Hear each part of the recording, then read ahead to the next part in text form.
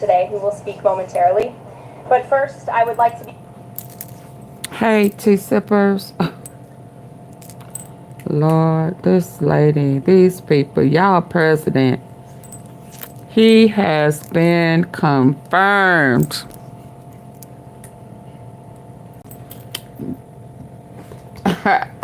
This is why this fool, well, I mean, but Lord forgive me. Y'all, come on in, come on in.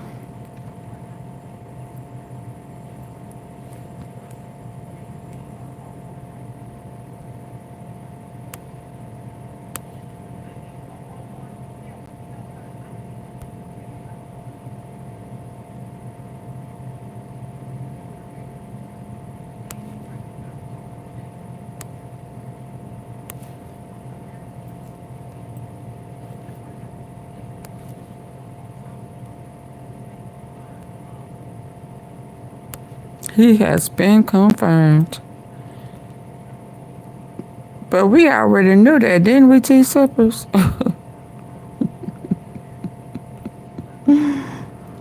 Didn't we already know that?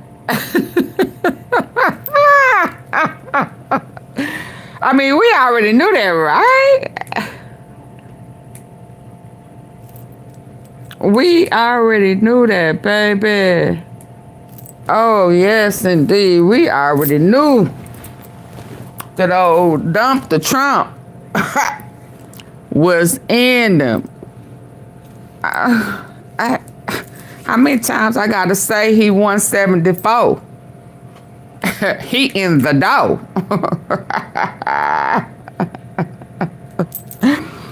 and the Supreme Court, was it the Supreme Court who denied their request? Listen, y'all want to laugh before the people come in? He got caught in another lie, and he got caught shitting on himself. I got all type of funny stuff. Excuse me. The federal judge. Oh, no.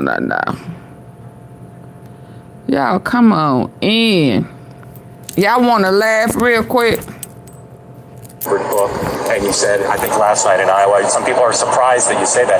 I'm wondering what one or two of your most favorite Bible verses are. Well, I wouldn't want to get into it because to me that's very personal. You know, when I talk about the Bible, it's very personal. It's his favorite book. There's I don't want to get into. There's no verse that means a lot to you that you think about or cite. The Bible means a lot to me, but I don't want to get into specifics. Even to cite a verse that you like. No, I don't want to do that. Old Testament guy or New Testament? Probably equal. I think it's just incredible. They should have asked him why is it equal.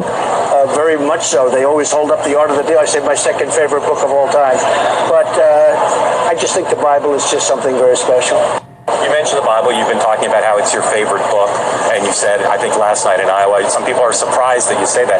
I'm wondering what one or two of your most favorite Bible verses are. Well, I wouldn't want to get into it because he just be lying. You know, when I talk about the Bible, it's why does he even talk? There's no verse that means a lot to you that you think about or cite. The Bible means a lot to me, but I don't want to get into specifics. Even to cite a verse that you like. I don't want to do that. Old Testament guy or New Testament? Probably equal. I think it's just incredible. The whole Bible is incredible. I joke very much so. They always hold up the art of the deal. Oh my God. I just cannot with him. It's always a lie. The Bible, you've been talking about how it's your favorite book. Why does he lie so much? I mean, I just don't understand people voting for him knowing good and dang well that he is going to lie. Trump brought his body odor to the Club World Cup again. Recently, when Trump was watching the Club World Cup, FIFA President Gianni was almost... Oh, no, I gotta let y'all see this. Pinching his nose to endure the stench. Even Trump's photographer, he fell down because of his body odor. Then when Trump went to the venue to attend the awards ceremony... Y'all gotta see this. You gotta see these facial expressions on these people when they smell that funk. Trump brought his body odor to the Club World Cup again. Recently, when Trump y'all was see that? watching the Club World Cup, FIFA President... Did y'all see that between his legs? Trump brought his body odor to the Club World Cup again. Recently, when Trump was watching the Club World Cup, FIFA President Gianni was almost suffocated. How you have shit stains in the front? Even Trump's photographer, he fell down because of his body odor. Then when Trump went to the venue to attend the awards ceremony, the female employee behind him was blinking because of the odor. Finally, she couldn't stand it anymore and left early.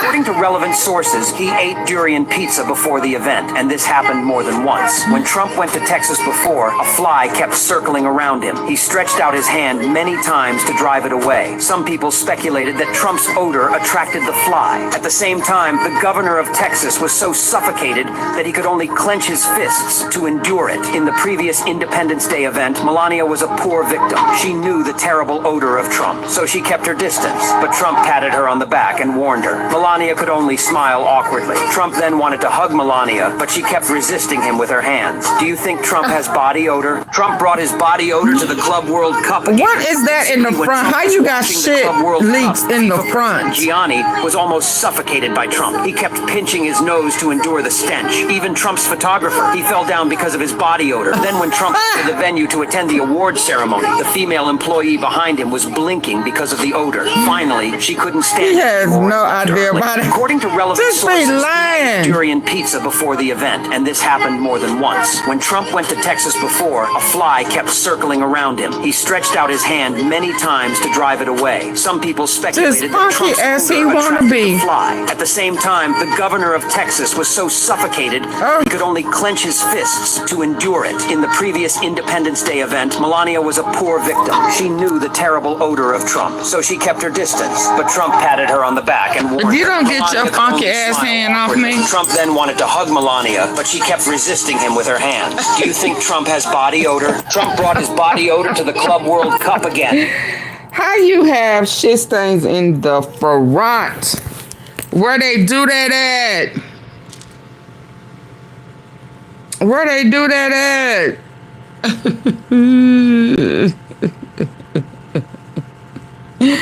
How you have shit stains in the front, y'all?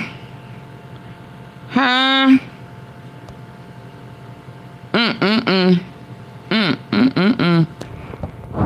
Front shit stains. Let's see what else I got. Waiting on the people to come on in. What is this one? Let me hear this man. The Epstein files that have already been released show that Trump is all over the files. He's in multiple pictures. He been knowing. Jeffrey Epstein. There's multiple videos of Trump with Jeffrey Epstein. There are plane logs of Trump on Epstein's plane. There are statements by Trump about Epstein. There are court pleadings of alleged victims of Epstein naming Trump. So we need to have these Epstein files released.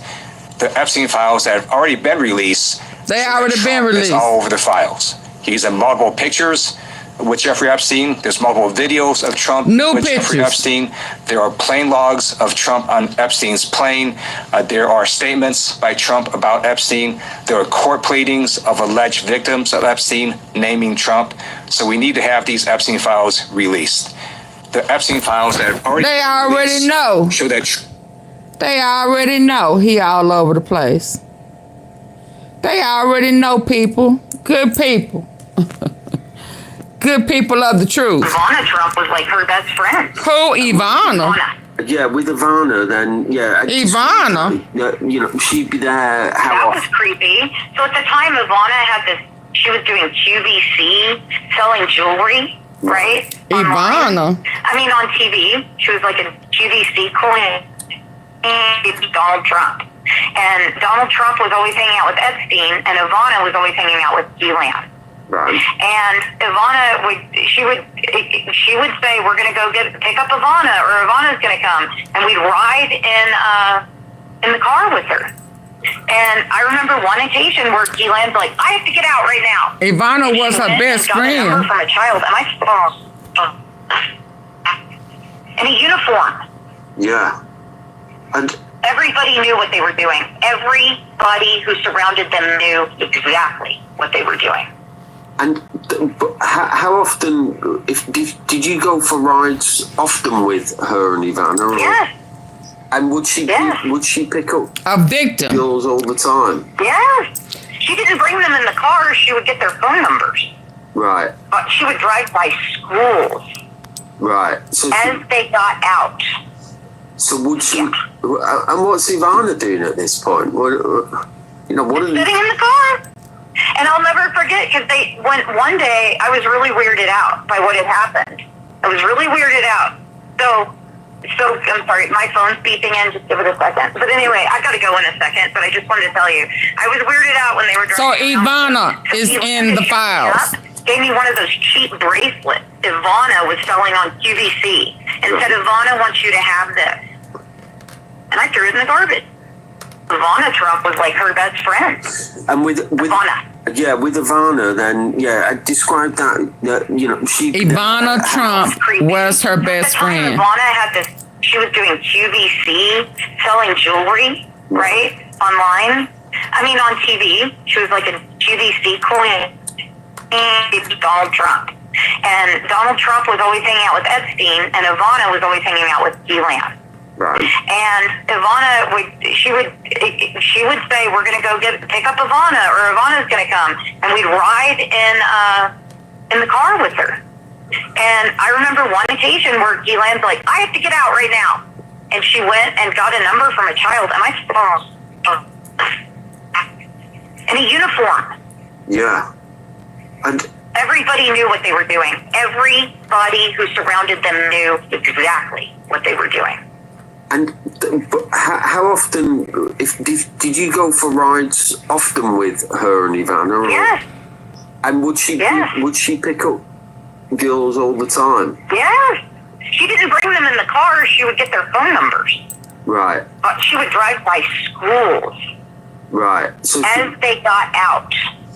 So would she? And what's Ivana doing at this point? What are sitting in the car.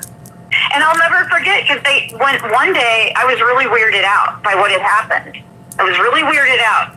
So I'm sorry, my phone's beeping in. Just give it a second. But anyway, I got to go in a second. But I just wanted to tell you, I was weirded out when they were driving around with this. So Ghislaine to shut me up. Gave me one of those cheap bracelets Ivana was selling on QVC and said, Ivana wants you to have this. Can y'all believe this crap? It was a whole family affair. Boyfriend, girlfriend, husband, and wife, Listen to this. There's a line of clothing. Now, where were these made? These were made, I don't know where they were made, but they were made someplace. But they're great. It's ties, shirts, cufflinks, everything sold at Macy's, and they're doing great. #1 selling tie anywhere in the world. #1 selling tie anywhere in the world. Shirt. You wouldn't wear that shirt? We also have them in white and beautiful white. Where are the shirts made? Bangladesh. Well, it's good.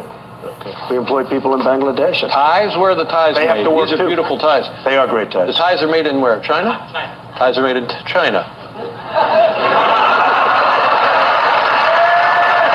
Call line. There's a line of clothing. Now, where were these made? These were made. Sylvia, hey. But they were made someplace. But they're great. Yes, ties, shirts, Ivana. Cufflinks, everything sold at Macy's, and they're doing great. #1 selling tie anywhere in the world. #1 selling tie anywhere in the world. That shirt. You wouldn't it wear wasn't that made in the USA.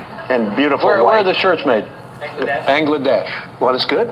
Okay. We employ people in Bangladesh. Ties? Where are the ties they made? Have to work These are beautiful ties. They are great ties. The ties are. Oh yeah, he act like he's so against China. Yeah, he had been lying. There's a line of clothing. Now, where were these made? Yeah, been lying. Been lying. This may be a hot take, but I don't know what you guys are all screaming and shouting about the Epstein list. I don't need a list. I know what's on it. I know who's on it. Hey, because dozens and dozens of women have already told us. Women who have told us what happened, how it happened, and who it happened with. But you all just don't want to believe women. So you need a list, written, curated, prepared by a man in order to believe a woman's words. Mm-hmm. This may be a hot take, but I don't know what you guys are all screaming and shouting about the Epstein list. I don't need a list. I know what's on it. I know who's on it. Because dozens and dozens of women have already told us. Women who have told us what happened, how it happened, and who it happened with. But you all just don't want to believe women. So you need a list, written, curated, prepared by a man in order to believe a woman's words. Facts. This may be a hot take, but I don't know what you guys...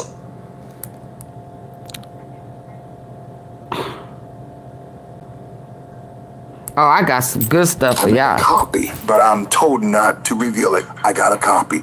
So I'm indirectly telling the beautiful listeners, go to the Panama Papers, Pandora Papers, and the Paradise Papers. You just said that you have a copy of Epstein list? Yes, I do. Jeffrey Epstein, his handler was a man by the name of Donald Barr, the father of the former Attorney General Bill Barr. Bill Barr was the Attorney General under the first Trump administration. His father, Donald Barr, was the headmaster at one of the most prestigious schools in New York City and around the country, the Dalton School in Manhattan. Donald Barr hired Jeffrey Epstein in 1974 to teach. Jeffrey Epstein had no degree, never finished college, but some way, somehow, he got a teaching job at one of the most prestigious schools in America. Epstein's handler was the father of Bill Barr, Donald Barr. Donald Barr was a former OSS agent during World War II. What agent? Teaching services. In 1974, when Bill Barr became the handler for Jeffrey Epstein, Bill Barr was a CIA agent. And at the time, Jeffrey Epstein was both Mossad and CIA. Did y'all hear that with y'all good ear? I'm at a copy, but I'm told not to reveal it. I got a copy. So I'm indirectly telling the beautiful listeners, go to the Panama Papers, Panama, Papers, Pandora, the Paradise Papers. Paradise You Papers. just said that you have a copy of Epstein list? Yes, I do. Jeffrey Epstein, his handler was a man by the name of Donald Barr, the father of the former Attorney General Bill Barr. Bill Barr was the Attorney General under the first Trump administration. His father, Donald Barr, it's all full circle, ain't it? At one of the most prestigious schools in New York City and around Is it the not country, all the full Dalton circle? School They all in it in Manhattan. together. Donald Oh, I know why they don't want it. Jeffrey Epstein in 1974 to teach. Jeffrey That Epstein files to had come no out. degree, never finished college, but some way, somehow, he got a teaching job at one of the most prestigious schools in America. Epstein, Y'all hit the like button. handler was the father of I got some more tea, baby. Donald Barr. Donald Barr was a former OSS agent during World War II, the Office of Strategic Services. In 1974, when Bill Barr became the handler for Jeffrey Epstein, Bill Barr was a CIA agent. And at the time, Jeffrey Epstein was both Mossad and CIA. Didn't we kind of hear this same type of stuff about Ghislaine Maxwell, Danny? And Epstein. Hold on, y'all. Hold, baby. Which one do I want to play? I've been now around long. I think of myself as a young guy, but I'm not so young anymore. And I've been around for a long time.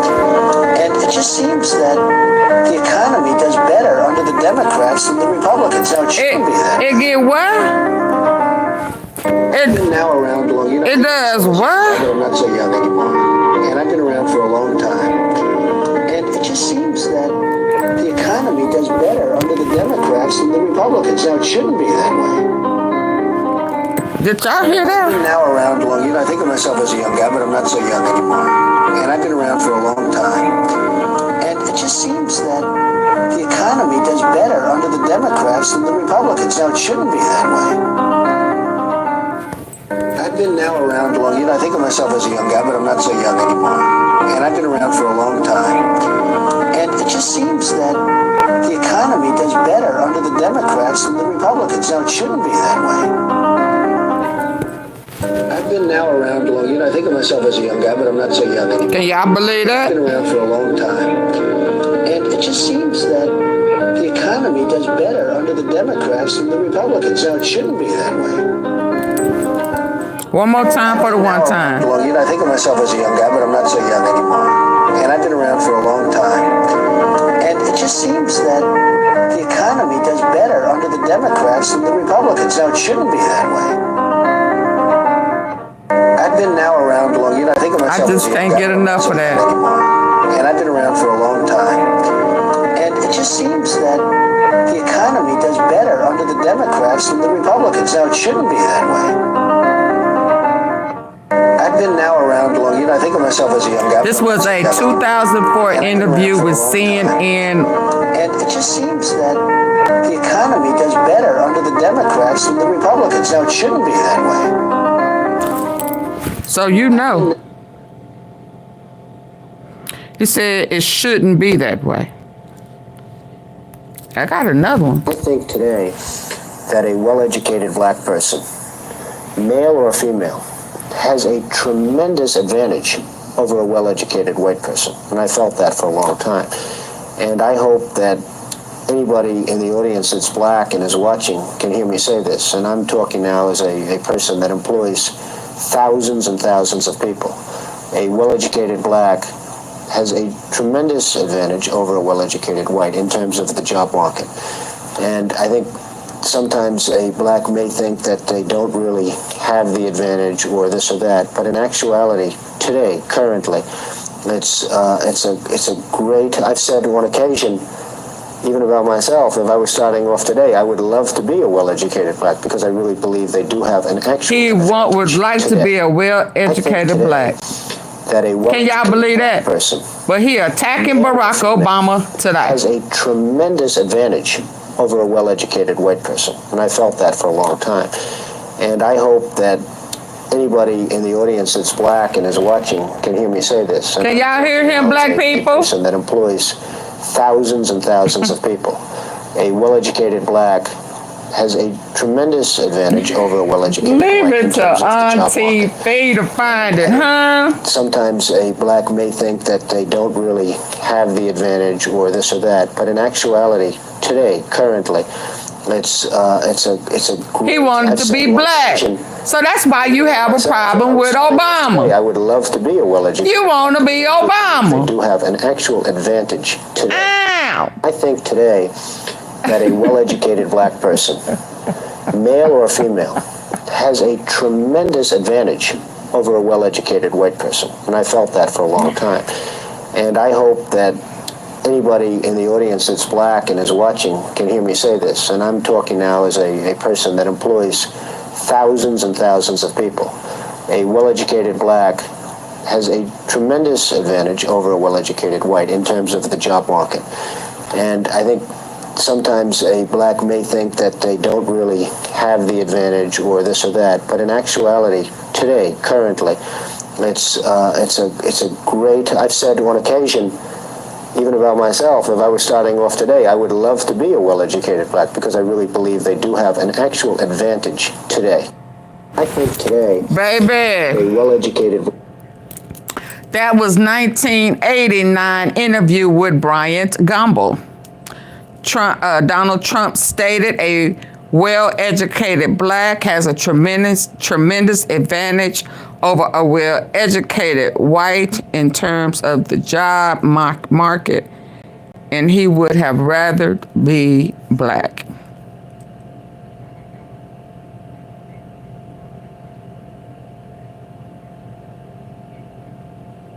Wow.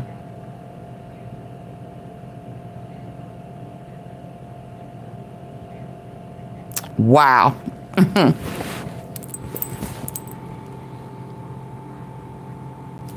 Wow. And that leads me to this. Let me get to it now. Let me get to it, baby, because this right here is mind-blowing, especially today with his buffoon, what they say, I can't even say the word, with his shameful ass tactics. So, you know, people will have to wonder, what's wrong with this man?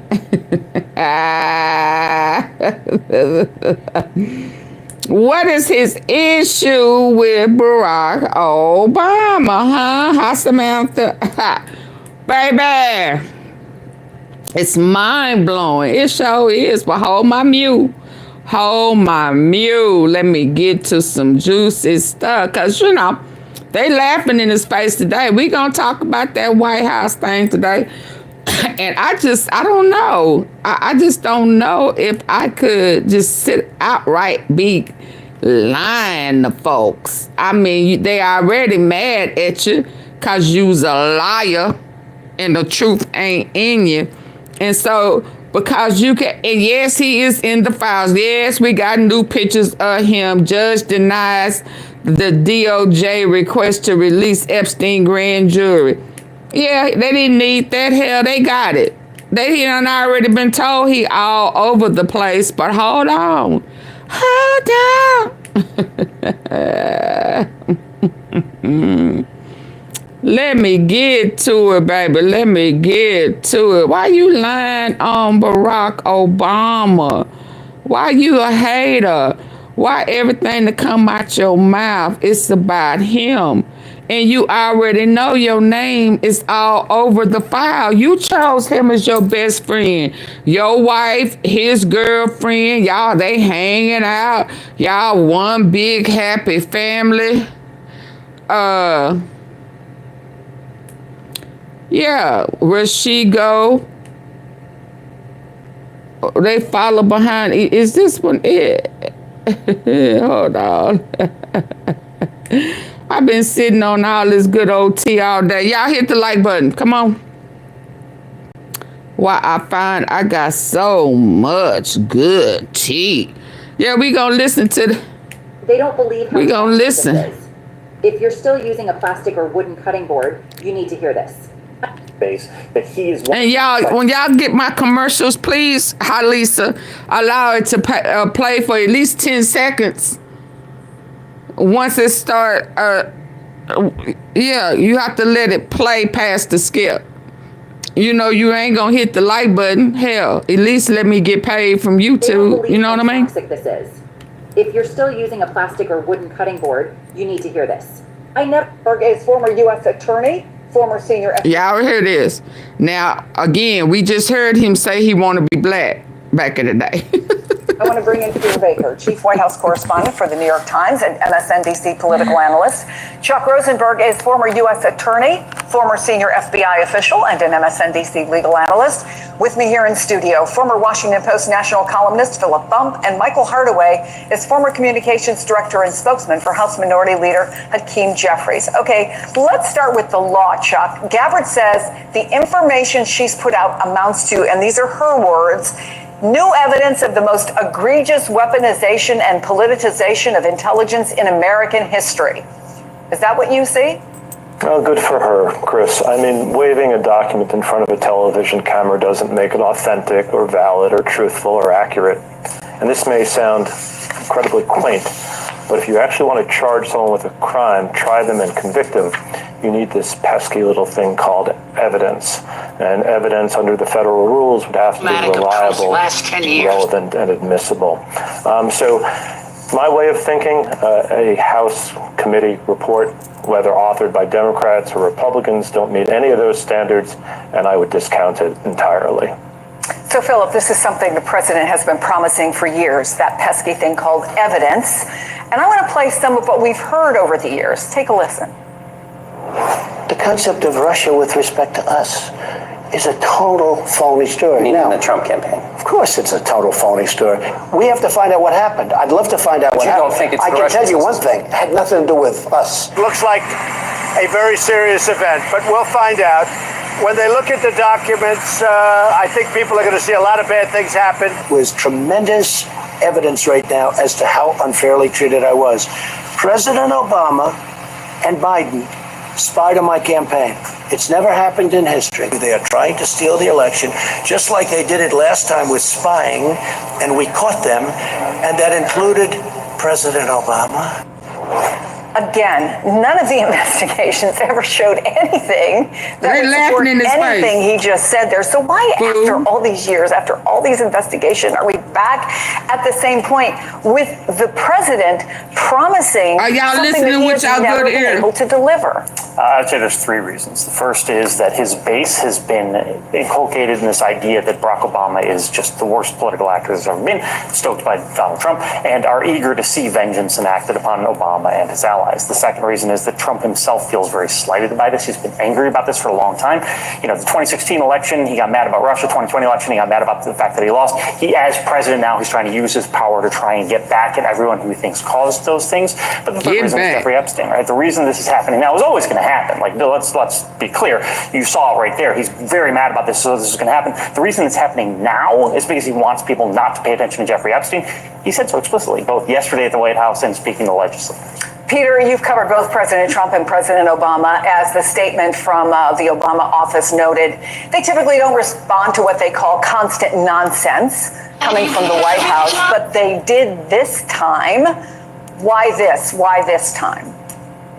Well, I think the attack on Obama is so over the top. You know, his not only using words like treason, not only suggesting there was a crime there, but even posting this video, this AI video showing Obama being forced to his knees and handcuffed in the Oval Office and taken off to prison. We've never seen any president do this kind of thing, and it's just, I think for Obama, either A, it's personally offensive in the way he finally says, "I'm going to say something," or B, he wanted to make sure that nobody in the public confused this level of spin being put out as anything being truthful.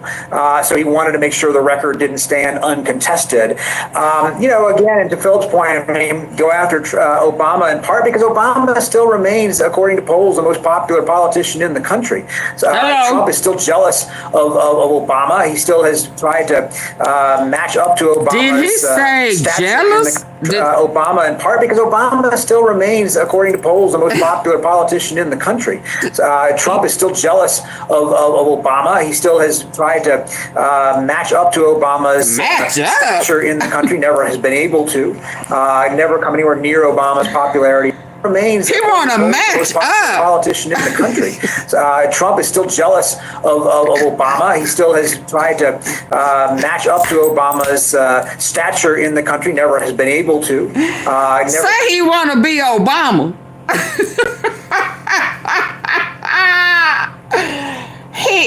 He hates you cause he not you. What? Hi, is Naya. He hates you cause he not you. Obama, President Barack Obama. So he trying to blame you cause he not you, my man. Huh? I mean, so that kind of go back. That kind of go back over here to 1998, 89. Male or female, has a tremendous advantage over a well-educated white person. And I felt that for a long time. And I hope that anybody in the audience that's black and is watching can hear me say this. And I'm talking now as a person that employs thousands and thousands of people. A well-educated black has a tremendous advantage over a well-educated white in terms of the job market. He hates you cause he not you. He blame you because you don't have a past. So he's trying to create a criminal path for you cause he's a criminal. He's a smooth criminal. And everybody looks up to President Barack Obama with his black ass.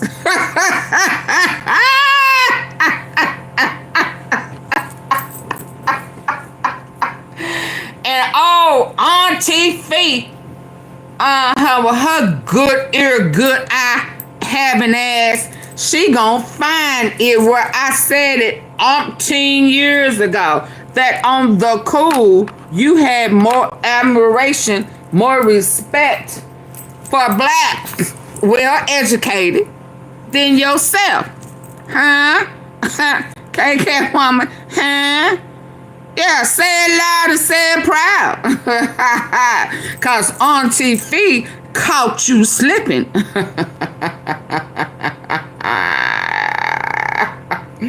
So you say, how dare everybody have a pass but Barack Obama? Huh?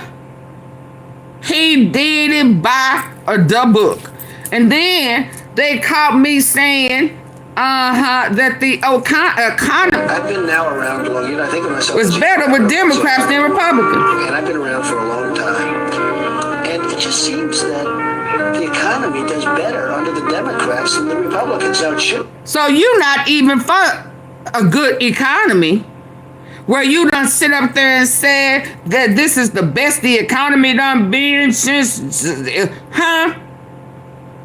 See, I got to go back down memory lane for you, liar. Thank you, Lisa. Thank you. I have to go back down memory lane on your ASS. So you are saying indirectly that you know you fucking up the economy on purpose. I could have sworn I told y'all not too long ago that if memory serves me correctly, he started out as a Democrat. I'm gonna say long something, time or ago. B, he wanted to make sure. It's all a big distraction to keep America from understanding the new Great Depression coming. Oh yeah, it's coming. Epstein case. They're going to be politicians, actor, and royal absolutely exposed. Now, and it's also going to tap into the New World Order, and that's what he's on mission for. See, this is where they don't want to talk about that. Allegedly, he know exactly what he's doing, but we're gonna see how that, because to expose all of that. Oh, yeah. All this deportation, starve them out, take away Medicaid aid, take away food assistance, bankrupt the economy. Yeah, and then they suffer. And only the rich, the super rich, will survive. And then they'll be making America great again. And the few non-African Americans or foreigners or, whatever color they are that are not their color, oh, well, hell, they poor. So, oh, well, that's how they looking at it. But let's be clear. It came out of his mouth. I've been now around long. I think of myself as a young guy, but I'm not. 2004. And I've been around for a long time. And it just seems that the economy does better under the Democrats than the Republicans. Now, it shouldn't be that way. It shouldn't be that way. And one more time for the one time. Why this man is attacking him is because he wants to be him. I think today that a well-educated black person, male or female, has a tremendous advantage over a well-educated white person. And I felt that for a long time. And I hope that anybody in the audience that's black and is watching can hear me say this. And I'm talking now as a person that employs thousands and thousands of people. He have admiration for a well-educated black man, and that is Barack Obama. And he don't have a corrupt past. So he got to put some dirt on him. I got to lie on him. Because now I ain't saying he don't think that, they don't know his dirt. Because they do know his dirt. And, I ain't saying that Maureen Comey wasn't finna expose that ass. Because that was coming. And make no mistake about it. So in his deflection, that's what they always do, is put it on the Democrats, to keep this, white against black or rich against poor, or, So come on, my friends, where y'all at? Y'all, I need y'all to be loyal. Come on, don't fold on me now. It's the Democrats' fault, remember? type shit. And then, of course, put it on Barack. That nobody in the public confused this this level of spin being put out as anything being truthful. So he wanted to make sure the record didn't stand uncontested. Again, to Philip's point, I mean, go after Obama in part because Obama still remains, according to polls, the most popular politician in the country. Trump is still jealous of Obama. He still has tried to match up to Obama's stature in the country. Never has been able to. Never come anywhere near Obama's popularity in polls. Never come anywhere near Obama in terms of success in the in the popular vote. And he wants to tear him down. And he wants to find enemies. He loves an enemy. And he wants to find, another enemy. Right now, the Democrats don't have a leader. And so going after Obama is one way of going after the Democrats. Yeah, and I'll add one more thing. When historians are asked about best and worst presidents, Donald Trump has never come anywhere near Barack Obama. Michael, the Democratic California Congressman Pete Aguilar told NBC News, reflecting what we just heard, quote, "They'll release anything if it buys them another day or two not to talk about Epstein or get the angry mob to talk about Epstein." But if Democrats respond to it, as Pete and many others have, if the former president of the United States responds to it, does it just give it more oxygen and provide more of a distraction? Yes, but there's a way to do this properly. What Democrats should do is they can respond to it and then pivot to the fact that Donald Trump is overseeing a horrific economy, skyrocketing prices, 17 million people about to lose health care. Every other cost is rising, and Donald Trump is talking about the former president, whom he's been jealous of for at least 10 years, when, if you remember, Barack Obama roasted him during the dinner, and he's been jealous of him since. The truth is that Barack is smarter, he's cooler, he's better looking, and he's much more beloved than Donald Trump, and that really makes him jealous. Facts. Well, Philip, even if a president wants to distract from Jeffrey Epstein, I mean, there is just no comparison. How dare you? You shit on yourself. Roasted him during the dinner, and he's been jealous of him since. The truth is that Barack is smarter, he's cooler, he's better looking, and he's much more beloved than Donald Trump, and that really makes him jealous. well, Philip, even if a president wants to distract from Jeffrey Epstein, does it cause even more problems just to go after Obama? And according to Axios, quote, MAGA's expectations are stratospheric. Failure to land anyone behind bars could be seen as a betrayal, a break from the promises made, promises kept mantra that has defined Trump's relationship with his base. So his base is already, frankly, really ticked off about the whole Epstein thing. So how does shifting to Obama help that? It's not like he's going to get a conviction and land him behind bars. What does he get out of it besides maybe one news cycle? Yeah, I mean, it's the personal satisfaction, which we've been talking about. But I mean, it really does play into this idea that he has presented to his base that he is one of them fighting against the elites. And the challenge of the Epstein thing for him is it's hard for him to dissociate himself from the elite side of that because he's friends with Epstein, because he's in power to release whatever he has.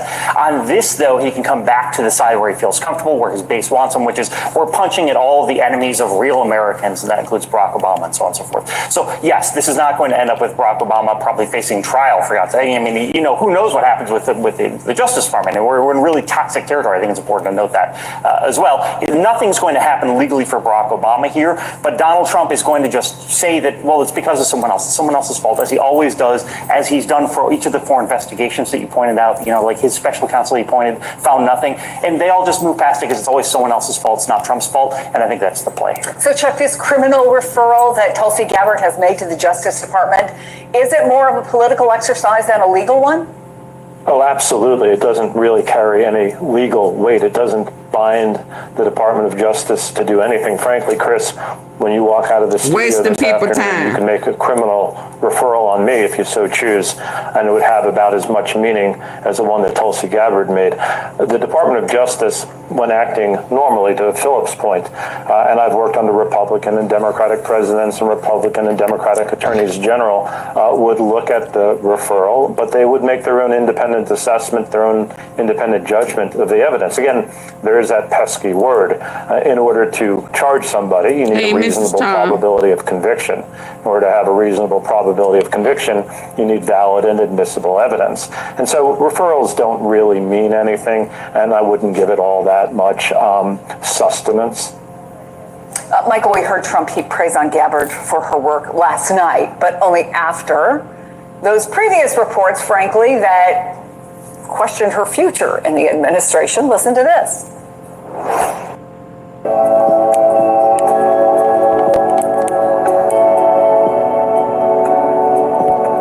Director of National Intelligence. Oh, where's Tulsi? She's like hotter than everybody. She's Hotter than one in the everybody. room right now because she found out. Which certainly I think we knew it before. In all fairness, Tulsi, but now you have certainty. She has all the documents. So she has everything is on that board you to need. lie for him. And she found out that Barack Hussein Obama led a group of people and they cheated in the elections and they cheated without question. But if it doesn't result in anything, and if the MAGA base gets mad again, is she just trading short-term praise for long-term problems? Because it will not be Donald Trump's fault if it doesn't come to fruition, that's for sure. This is like that movie Idiocracy. Like, they're all just bending the knee to this guy and pretending like he knows what he's talking about. I think that this is only temporary. He'll be mad at her again this time next week, and then she'll have to lie again to make him feel better. This is no way to operate for any government, much less the U.S. government, much less the person in charge She gonna have to lie national again. intelligence in this country. Well, talking about the way to operate, Peter, this is another example of the federal government using time and taxpayer money and manpower to investigate things that have already been investigated. Type of crap. Is there not real stuff to focus on? Yeah, lots of stuff to focus on, of course. But you're right. I mean, look, this has been an obsession. Oh, I'm sorry. Hey, Purple Flowers. Flower 26. I'm sorry.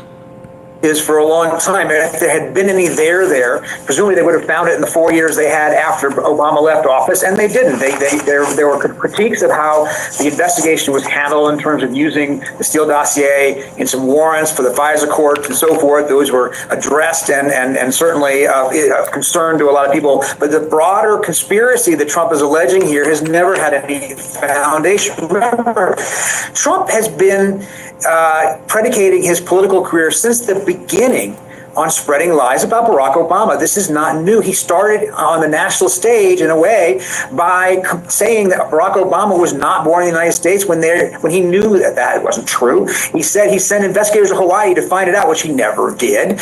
And only eventually in 2016 did he finally admit that, yes, Obama was in fact born in the United States. So he is willing to say and do all kinds of things. And the only person who actually tried to overturn an election in recent years, who was president of the United States, is, of course, Donald Trump in 2020, when he repeatedly pressured his own vice president, his own Justice Department, Republican governors and state legislators to overturn the certified recent years, who was president of the United States, is, of course, Donald Trump in 2020, when he repeatedly pressured his own vice president did he finally admit that, yes, Obama was in fact born in the United States. So he is willing to say and do all kinds of things. And the only person who actually tried to overturn an election in recent years, who was president of the United States, is, of course, Donald Trump in 2020, when he repeatedly pressured his own vice president, his own Justice Department, Republican governors and state legislators to overturn the certified election results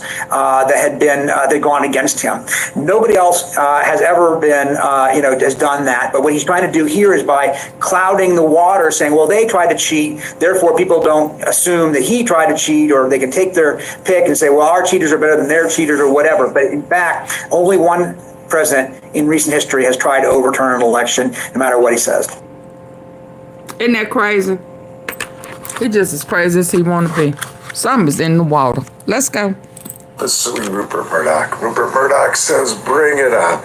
You know, Rupert Murdoch isn't the only billionaire who can't stand Donald Trump. And I want to talk about the the upcoming battle of the billionaires, Trump versus the billionaires who don't like him.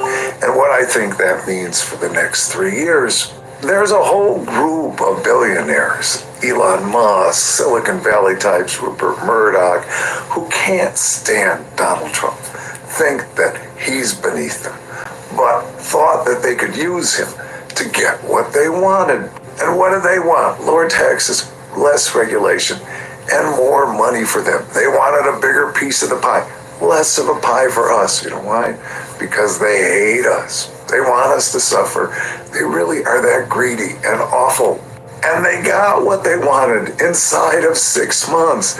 Less regulation, lower taxes, and yeah, they're gonna get a bigger piece of the pie, and we're gonna suffer. But they still can't stand Donald Trump, still consider him beneath them. They look at his business plans, tariffs, and dropping interest rates to where inflation is going to go crazy, and they say this guy is going to make us lose money. He can't because he don't know what look at the guy. He has no idea what it takes to run the country. He's not woo woo woo, and he's compliant. He'll do what we want. Oh yeah. So they're going to try. Hey Brian, thank you. Trump with JD Vance. That's their pipe dream.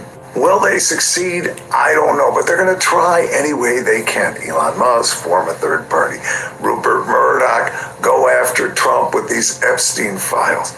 And they are rich and they are potent. It's ironic that the people who truly oppose Trump, me, probably you, would never have voted for Donald Trump, really can't do much to stop Donald Trump over the next 3 years, beside win the midterms. We can do that. But the people who really have a shot at bringing down Donald Trump, y'all, we got to vote midterm. Supported him, gave him lots of money for his campaign. But those people have no loyalty to anyone but themselves. They've already got what they wanted from Donald Trump.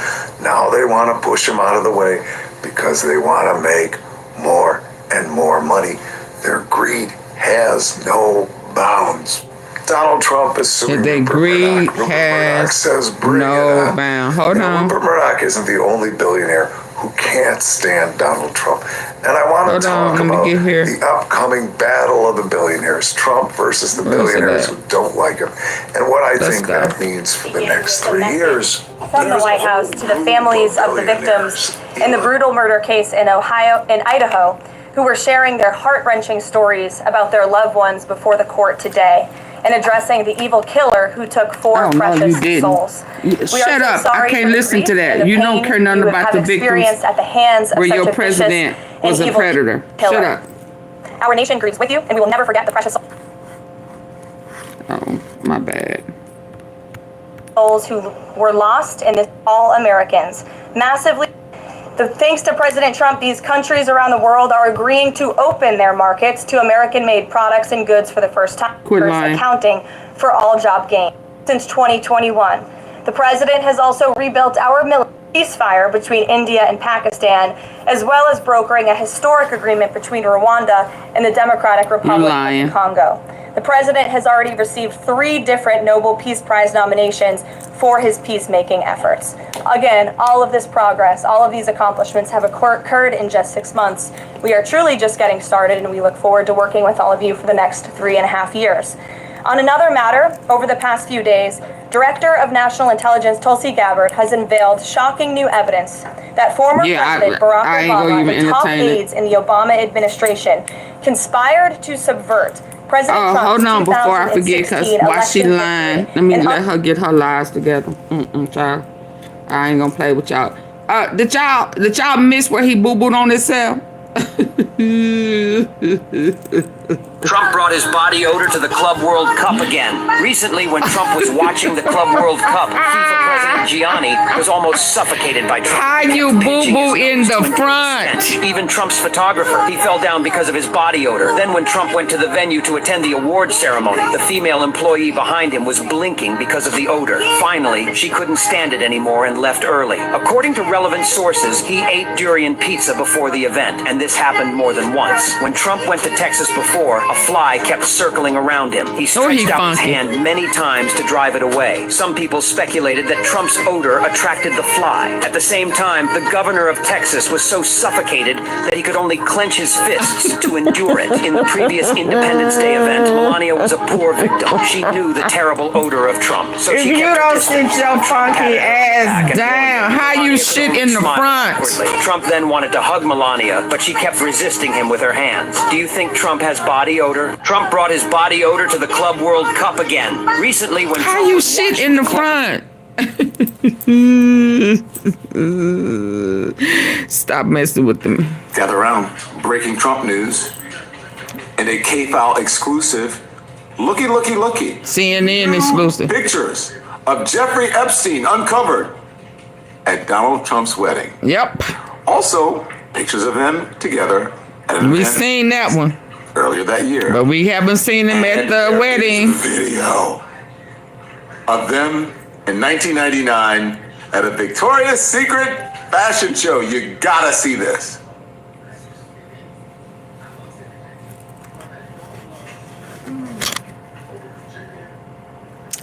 Didn't I tell you that they was gonna start dropping something every day?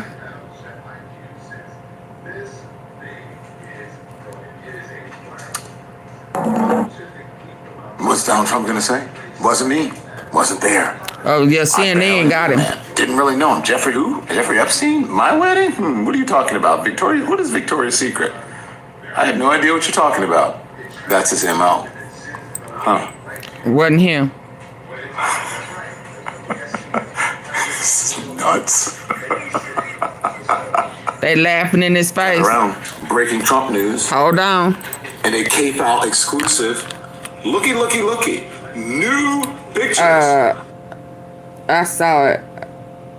Hold on. What else I got? Hold on before I forget. Hold on.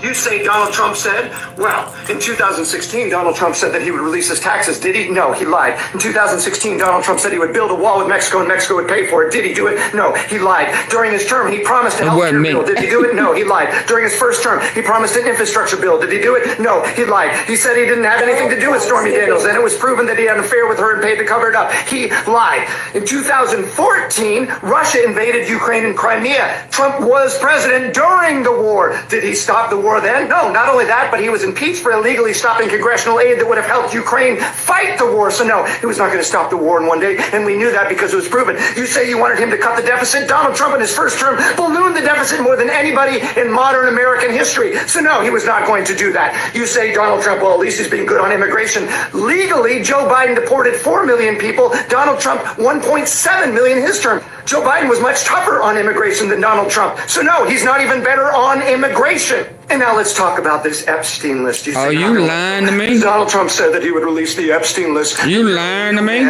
So you believed him. You didn't consider the fact that Donald Trump is convicted of 34 felonies for libel regarding sexual assault. You didn't consider the fact that to change his depends. Oh my God. You didn't consider the fact that Donald Trump and Jeffrey Epstein are photographed and videoed together for years. That Epstein said that Donald Trump was his best friend. You didn't consider the fact that Donald Trump is named by one of Epstein's assailants as another assailant in court documents. You didn't consider the fact that the man that let Jeffrey Epstein off the first time with a sweetheart plea deal that he didn't even tell the victims, that Donald Trump promoted him to Secretary of Labor. You don't consider the fact that Donald Trump made Attorney General the man whose father first hired Epstein. You don't consider the fact that Donald Trump made Howard Lutnick, Jeffrey Epstein's neighbor, the Commerce Secretary now. You don't consider the fact of all those connections or Donald Trump's court-proven misdeeds in sexual assault. That didn't cross your mind that, well, maybe I shouldn't believe him about Epstein. You don't get to hide from the truth, Andrew, when you're a real man.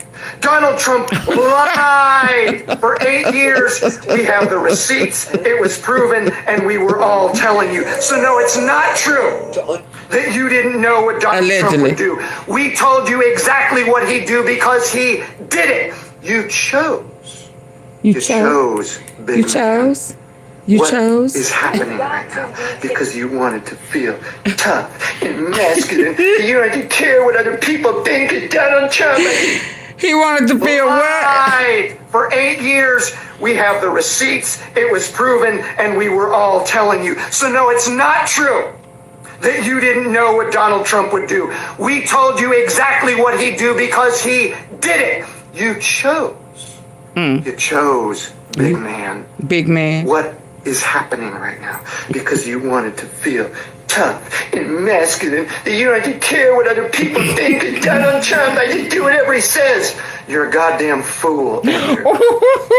This is one man who is never, ever going to see you as anything but a pathetic little boy until the day you own up to the fact that you chose to be deceived and you take some responsibility for your action. You say Donald Trump said, well, in 2016... He wanted to get that off his chest, didn't it? Well, let's go over here. He wanted to feel a monster about...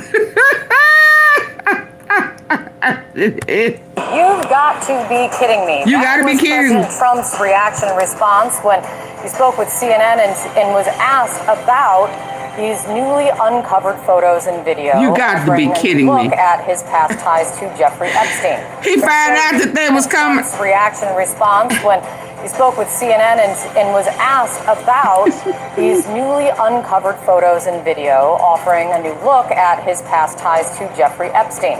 We're going to show you some of them. A photo from 1993 showing Epstein at Trump's wedding to Marla Maples. Epstein's attendance at the wedding has not been widely known got to see this. now. Another photo, this one from 1993, also shows I want y'all to see him at the wedding. At a restaurant opening. And CNN's K-File also attendance at the wedding has not been widely known until now. He was at the wedding? This one from 1993 also shows Trump with his children next to Jeffrey Epstein at a restaurant opening. And CNN's K-File also uncovered this video showing Trump and Epstein in 1999 at a Victoria's Secret fashion show. All of these, given the dates, taken long They go back. Ain't that a song? Me and you, Steve. President Trump has never been accused go of any a long way back. Jeffrey Epstein. Still, he continues and is taking distract and deflect to a new level. Today, lawmakers were going to be heading home for recess, and that is despite the last-minute push that has been coming from lawmakers on both sides of the aisle to force a release of more information regarding Jeffrey Epstein and the government's investigation. CNN's Lauren Fox is on Capitol Hill. Elena Treen is at the wedding. Elena, what is the White House saying about this? Yeah, well, in relation to this new exclusive reporting from Andrew Kaczynski and M. Steck, we do know that Andrew, and I spoke with him about this, called up President Donald Trump yesterday to walk through some of these photos that they had uncovered. Again, you kidding me? These photos and the footage of both Trump, then just a civilian, and Jeffrey Epstein were more than a decade before he began to face allegations, Jeffrey Epstein, of sex trafficking and abuse of minors. But I want to tell you what that phone call was like. So Andrew said that he called Donald Trump and the president told him, "You've got to be kidding me," before repeatedly referring to CNN as fake news and hanging up. So it was a very brief phone call. But then we also got this statement from White House Communications Director Stephen Chung that I'm going to read for you. He said, quote, "These are nothing more than out of context frame grabs of innocuous videos and pictures of widely attended events to disgustingly infer something nefarious. You the went fact is viral, that the president kicked him out You of went his club for viral. being a creep. There is nothing more than a continuation of the fake news stories concocted by the Democrats and the liberal media." Now, Kate, the relationship and the friendship between Donald Trump and Jeffrey Epstein is well known. That has been documented. But I do think these photos and these new photos that both Andrew and M have uncovered for CNN really do fill in the blanks of some more details of their relationship. There hasn't been many videos of them together, but you can see in these photos that they were close.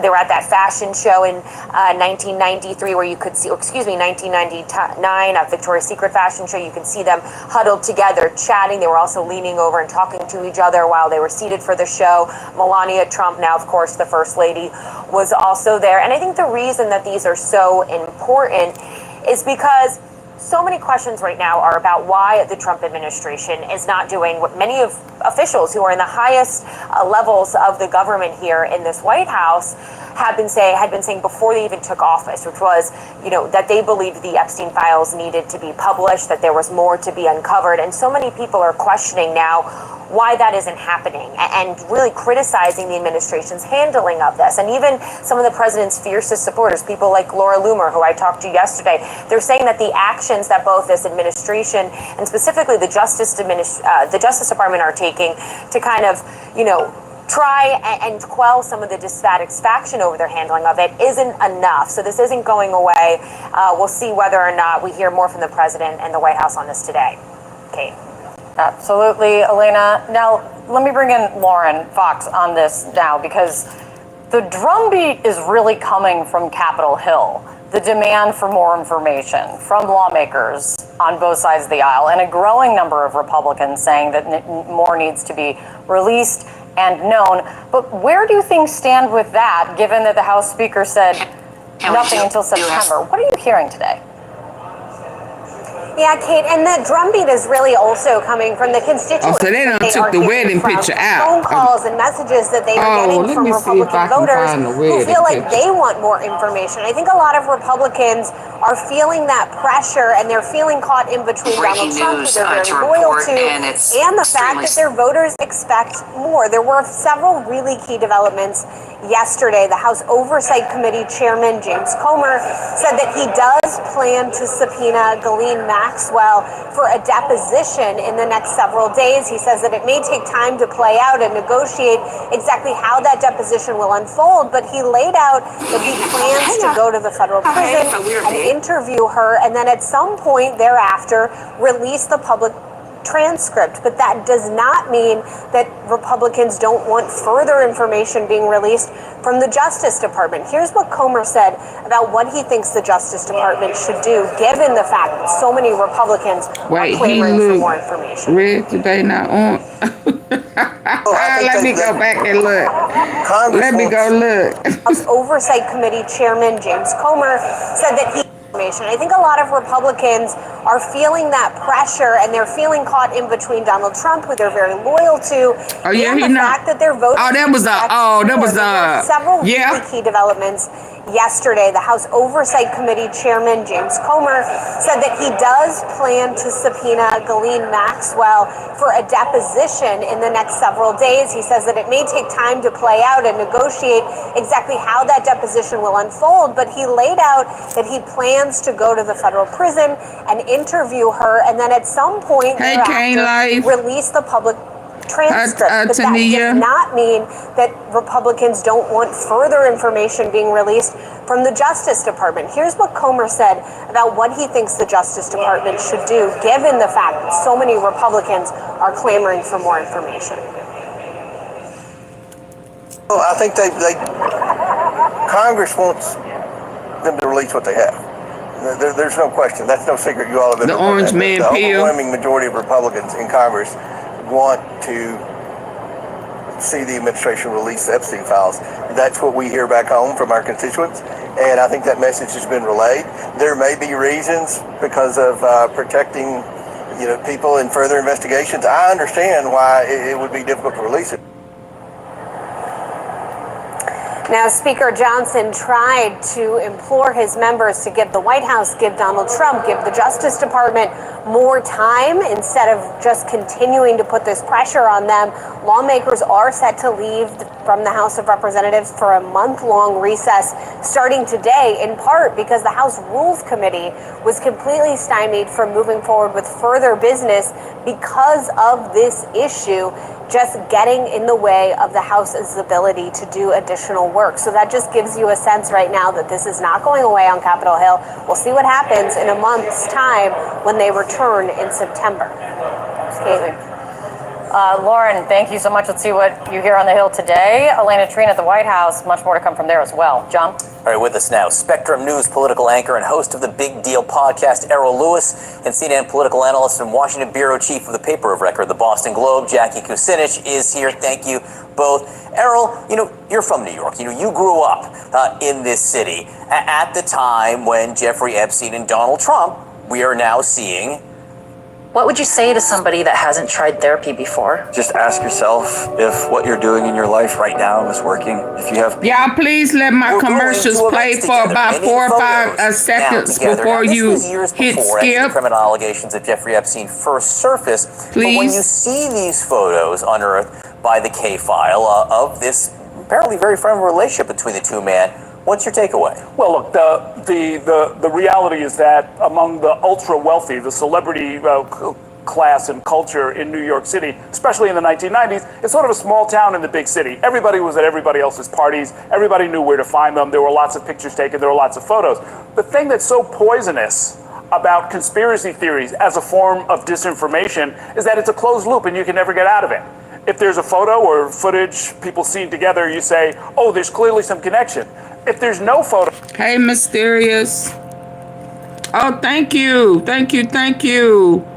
for the gifts. People say, well, the what are they hiding? And you just can't get out of it. gems. And as Donald Trump has built his political career around conspiracy Oh theories, yeah. Oh my God. Did you see him? You see that boo-boo standing in the front? Monster that is now broken out of the lab and is chasing him down Pennsylvania Avenue. Every photo that shows him anywhere near Epstein is going to be more fuel for the fire of this gigantic constituency for this conspiracy theory that Donald Trump himself helped to build. It was so interesting to hear from Chairman James Comer, Jackie, talking to Mike, saying that he is hearing from constituents back home, which is so interesting when you have other Republicans administration officials denying that there is any interest out there. These members are absolutely hearing it from their constituents. So how excited are they to leave Washington and go home to that?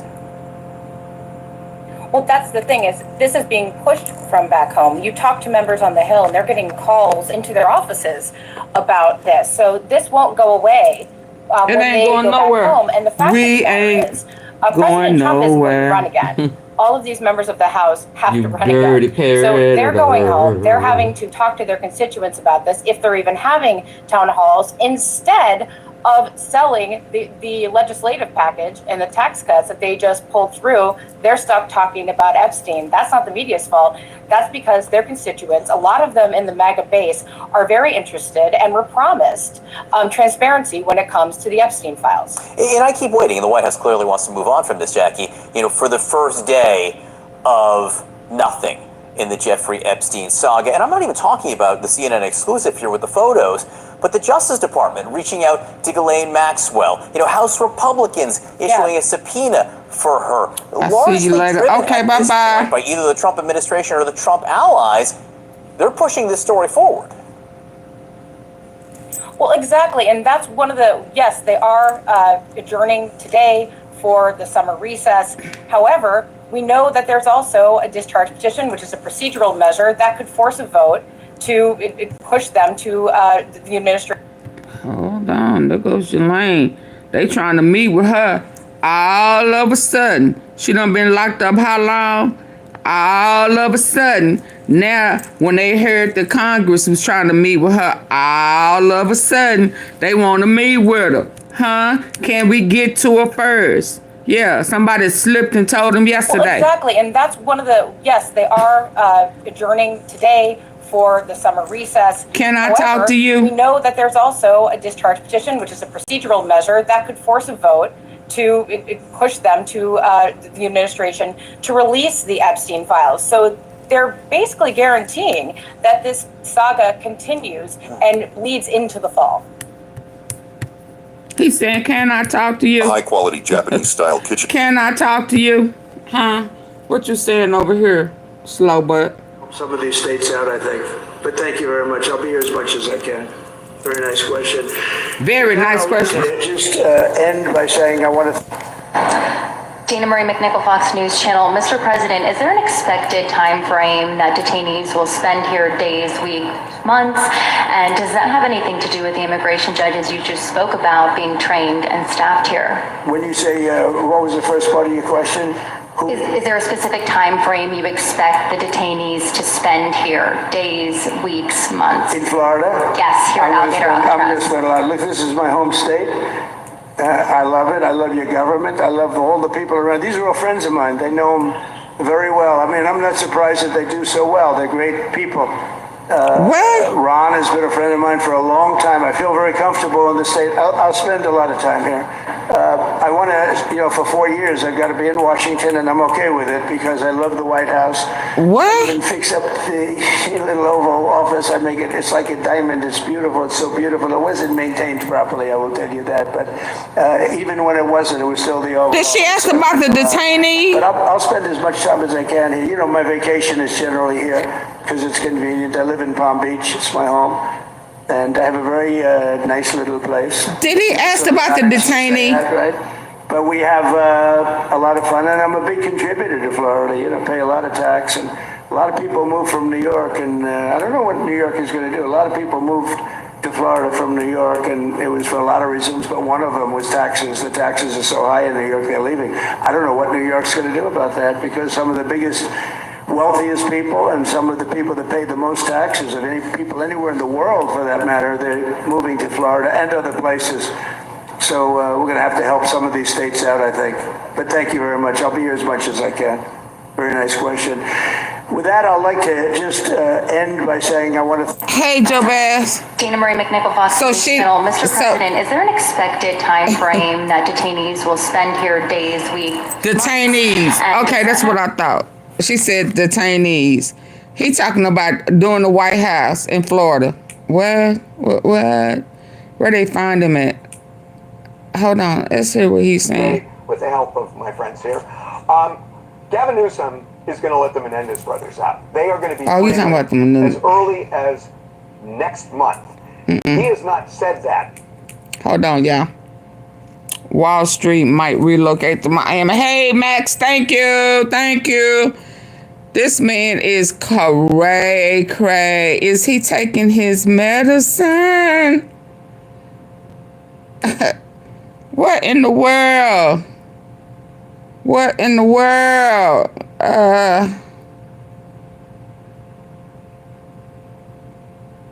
long is this one? I want to... Oh, that's 20 minutes. I need to get back over there. But it's another one.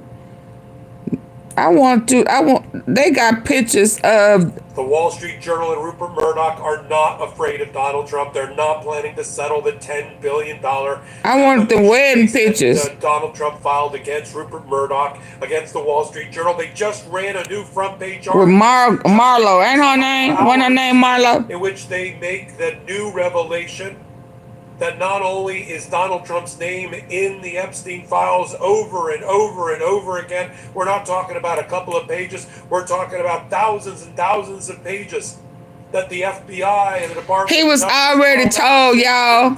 That girl he was told by Pam Bondi already told in May. In May. That his name was all over the Epstein files. He knew in May. So when he denied it to an ABC News reporter about whether he was told that his name was in the files, I don't really know anything about that. That was a lie. And the Wall Street Journal is the one that broke the story. And the Wall Street Journal is the one that's going to continue to report on the Epstein file until the cows come home. Because as Michael Wolff, the journalist who's about to join the Department of Justice 12-hour shifts, looked through, but that he was told by Pam Bondi in May that his name was all over the Epstein files and that he's known it since May. So when he denied it to an ABC News... So all you people out there talking about it ain't a list. When she says she have a list and she has a whole file with thousands of pages, there is a list. I tried to tell folk that Harvey Levin, all you Trump ass eaters, how y'all eating somebody ass who got shit in the front? Where they do that at? Babies maybe.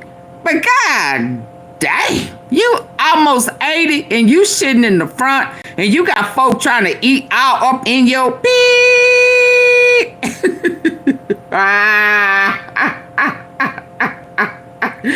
I try to tell he's an ass eater. Yeah.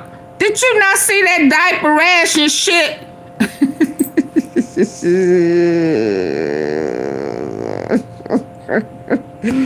Y'all, what type of president is this, huh? Elon Musk exposed him. airplane list too? Yes, he been knowing. So that's when he started out that line. And then you're going to try to put it on Barack. Well, he has a squeaky clean record. Let me dirty it up. You know, these white people hate Barack. So let me get them. They despise you, sir, so much that they not even falling for you lying on President Barack Obama. But that's okay. AunTeaFee found it where you said when you talked about a highly educated black man and how you on the cool kind of wish you was a highly educated brother. That's why you hate Barack. He just too well educated. He just too cool for cool. He too cool for school. You know what I mean? He cool. Yeah, he can kind of gig for a old cat. He can shoot basketball for a He got a wife who admires him, look at him, hugs him, kiss him.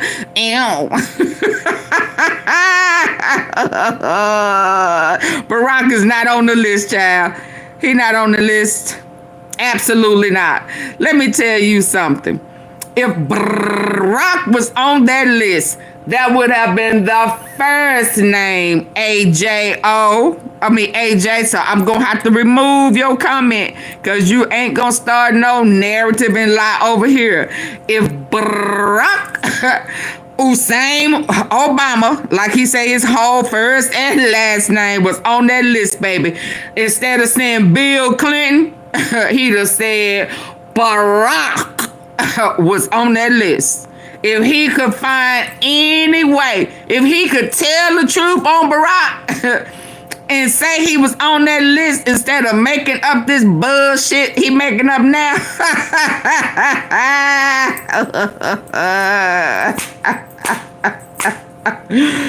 He would have been hanging that carrot all over his head.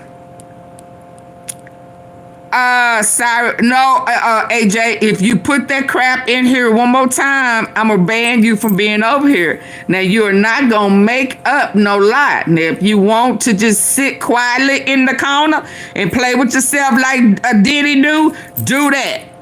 But don't come over here lying, trying to spread a narrative, because that's not gonna work here. I'm gonna block you. Now, do I need to pause for a cause and see if you're gonna obey my suggestion and sit your ass in the corner and go play with yourself? But spreading lies over here where we are about the facts is not gonna work for you. I'm sorry. Sorry. Okay, let's see. This is a smoke. Trump better be careful. Oh, I mean, come on. He would love to be able to say, Barack is on Epstein's list. Are you crazy? Are you crazy? Okay, well, bye.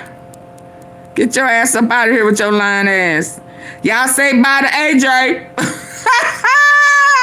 He's a hater. He's a well-educated black man hater. Don't get mad at us because Trump said he. Let me go back and play that for the ones that's just coming.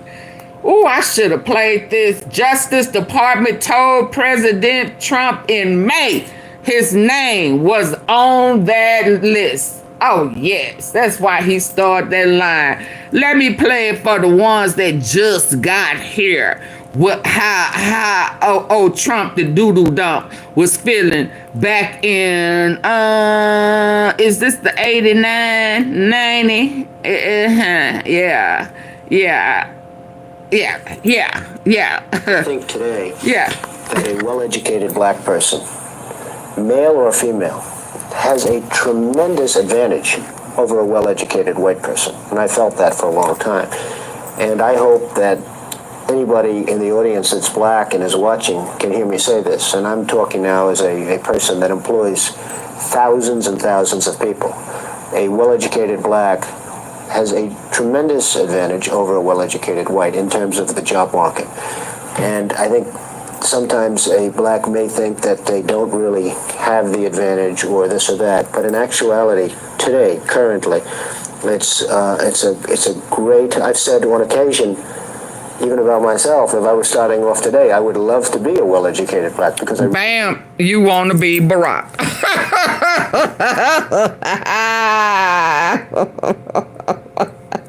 You want to be Barack.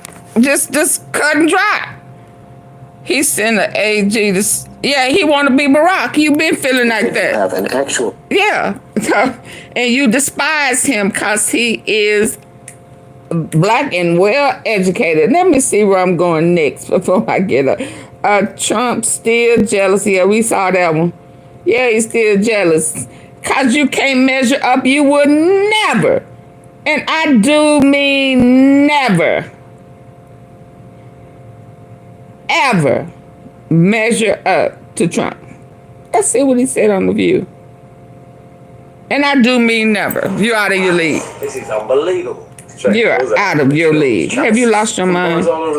House Speaker Mike Johnson helped Congress run for the hills by starting their summer vacation before voting on releasing of the Epstein files. But the demand for the answers keep getting louder and louder, because now the Justice Department says they want to talk to his former accomplice.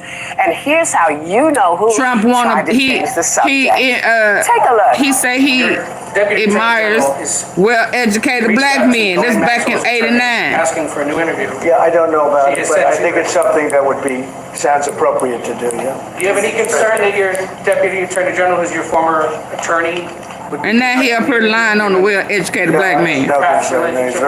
He's a very talented person. He's very smart. I didn't know that they were going to do it. I don't really follow that too much. It's you're a lie, because once that man told you, then you ran your ass over there saying y'all need to go meet with Ghislaine Maxwell. Go see what she knows. You know your name been on there. You know you 174. So why you gotta start lying and creating dust for Barack? Like people gonna believe your ass and you shitting in the front. What? Now it's sort of a witch hunt. These are the continuation of the witch hunt. The witch hunt that you should be talking about is they caught President Obama. He's guilty. This was treason. This was every word you can think of. Every word. They tried to steal the election. Irrefutable proof that Obama was seditious. That Obama was trying to lead a coup. Trying to lead a what? What did he say? I think he wants to be sedated. He wants to be sedated? Seditious, but, you know. Well, that's what he should have said. Listen, this prompted former President Obama to release this statement. Out of respect for the office of the presidency, our office does not normally dignify the constant nonsense and misinformation flowing out of this White House with a response. But these claims are outrageous enough to merit one. These bizarre allegations are ridiculous, a weak attempt at distraction.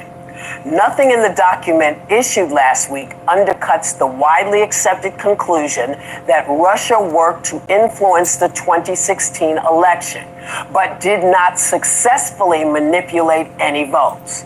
These findings were affirmed in a 2020 report by the bipartisan Senate Intelligence Committee led by then Chairman Marco Rubio. Dumbass. A sitting president just accused a former president of treason. Now, do people realize how serious an allegation this is? And for me, didn't the Supreme Court, under the guidance of this president, say that presidents have immunity? So that would mean that nothing Obama did, because you didn't say no, that only you have immunity. You said presidents. So this means you have no right to try to take him to court because he did what he did as president. So how does that work? Is it only you who is clear, or are they all clear? In which case, President Biden might be, kicking some new stuff up to you too. Because if you say nobody has immunity, or everybody, you have to decide which way you're going to go. But what do you think of all of this? Well, first of all, who tried to overthrow the government on January 6th? Wait, let me think. Who was that? Who?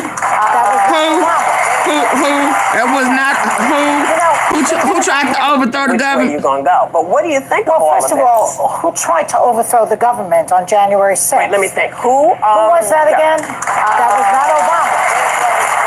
Okay. You know, the thing about him is that he's so jealous of Obama. He sure is, Obama yeah. is everything that he is not. Absolutely. Smart, handsome, happily married. He know how to use the restroom on the toilet. Yeah. Stay together better than Al Green. Yeah. And Trump cannot stand it. It's driving him crazy. Jealousy is not a green is not a good color. I agree. Green with envy, baby. I agree. It's like Obama still lives rent-free in his head. I think Michelle Obama still lives rent-free in his head. I think the fact that yes, he is, graduated Katia. from Harvard still lives rent-free. Oh yeah, he better than Trump. So bye. Come back another day when you ain't over here hating. Don't come over here hating. Viral clip. Don't come hating. Don't be a hater all your life. Go Obama. Go Obama. Go. Yes, you see? Yeah, he got a whole different type of swag. Swag. He will never be cool. And that's just what this is about. It's very high school. Yeah. I think it's actually about distracting from Jeffrey Epstein. And That's what it's about. That's part of it. And by the way, I would say if Ghislaine Maxwell were to testify, I wouldn't believe a word. It's not a stretch for me, Lisa. Said, because her only incentive and motivation would be to live in her own sense, of course, because she's currently doing about You don't have no evidence of nothing. You don't ever see her turn away from her husband or vice versa. So y'all gone with that stupid stuff. Y'all hating. The intelligence that we had. Y'all must can't keep a man. Mike Pence when he confronted Vladimir Putin in Singapore and Come on, y'all tripping. in our elections. Y'all better stay from up Trump's butt. Did y'all not see that shit in the front? Director of National Intelligence. That Russia did try to meddle in our elections, and while they didn't change a vote, that is that is absolutely something they did. So I think the reason so many people are just disillusioned and they're like, what are we doing? I thought we were voting on the price of eggs, the cost of living, securing the A lot of people are delusional. Y'all try to make stuff wrong when it ain't nothing wrong. Y'all just make up shit. Make it up. Give me a break. Give me a break. You don't ever see her pulling away from Barack Obama. Ever. Ever. You know, you can see her look at her man and smile. They'll dance together. They come in holding hands. Y'all kids where the sun don't shine. Y'all not gonna make me see nothing wrong with what they got going on. And when you look at, oh girl, she don't want to hug, she don't even want to touch him, get your hand off of my back, all that, cause you smell like shit. You leaking. Ain't that what they be saying? I mean, you are leaking.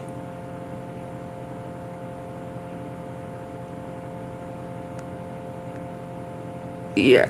Another Epstein former attorney who secured a plea deal was found dead. Another one came up dead. Now how he died, I don't know. But another one done came up dead. Oh, let me cut the see.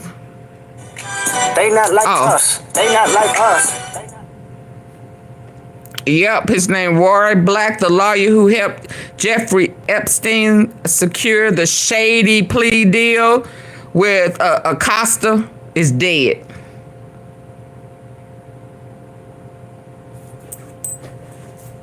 So that means that he has evidence. He would have had some form of evidence too. I mean, they falling, ain't they? They falling, ain't they?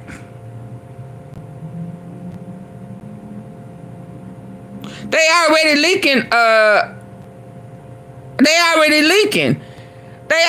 leaking. And they didn't ask for the we didn't ask for the file, we asked for the list. He asked for that file, but it's already leaking. What are you talking about? It's already leaking. Back in clinical trials, the average What you talking about? 20% of total body weight. That's why he freaking out. That's why They give you all the nonsense. the Senate closed. Obama cheated, and his people cheated, but he was it. And you should mention that every time they give you a question that's not appropriate. Just say, oh, by the way, Obama cheated on the election. Look at him. Donald Trump. You hear? He said when they ask you a question, just say Obama cheated. He telling the folk how to lie on Obama. That's when they why. give you all the nonsense, Obama cheated. That's why them files is falling out the woodwork. Pictures falling out the woodwork. Other survivors opening their mouth. They coming. They are coming. They are coming. You hear me? They are coming. Yes, indeed. Let's go. His people cheated, but he was it. And you should mention that every time they give you a question that's not appropriate. Just say, oh, by the way, Obama cheated on the election.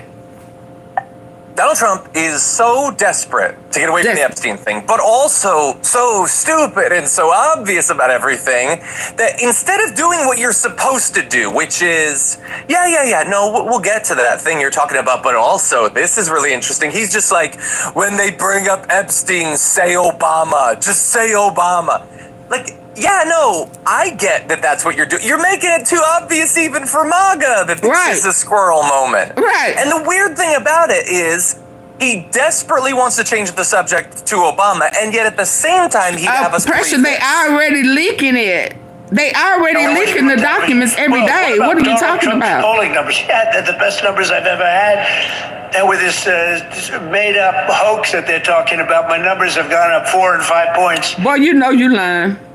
So if your numbers have gone up because of the made-up hoax, why are you so desperate to change the subject to Obama? I'd be bringing it up constantly if it was juicing my numbers so much. And so, look, it's a lie. His numbers are going down. Absolutely. He started at about 47% approval, which is already ridiculous. He's gone down to about 40%, which is still too high, but it continues to go down. It has not jumped up 4 or 5 points because of, and MAGA, I hope you're listening to this, what he again called a made-up hoax. You know that thing that you care deeply and passionately about? He's still spitting in your face every single day. It's Absolutely. made up. Only suckers and weaklings care about that thing.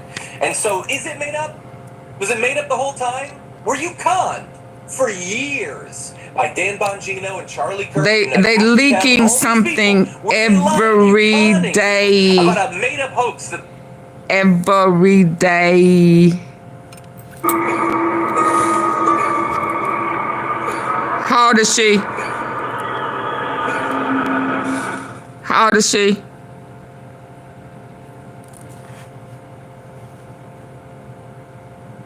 Oh my God.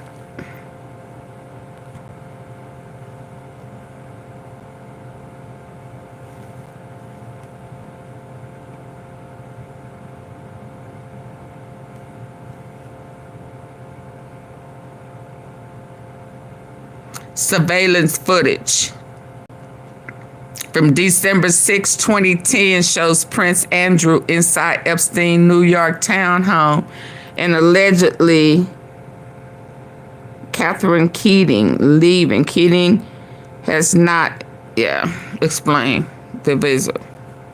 She was a minor. Where your mama, little girl?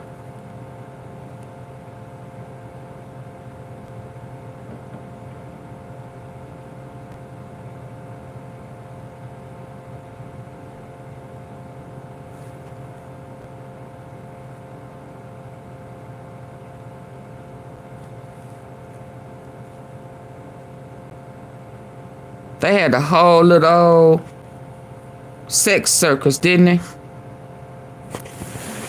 A whole little sex circus. Hold on.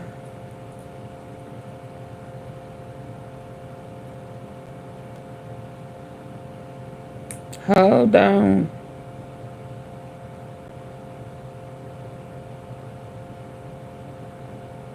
Hold on.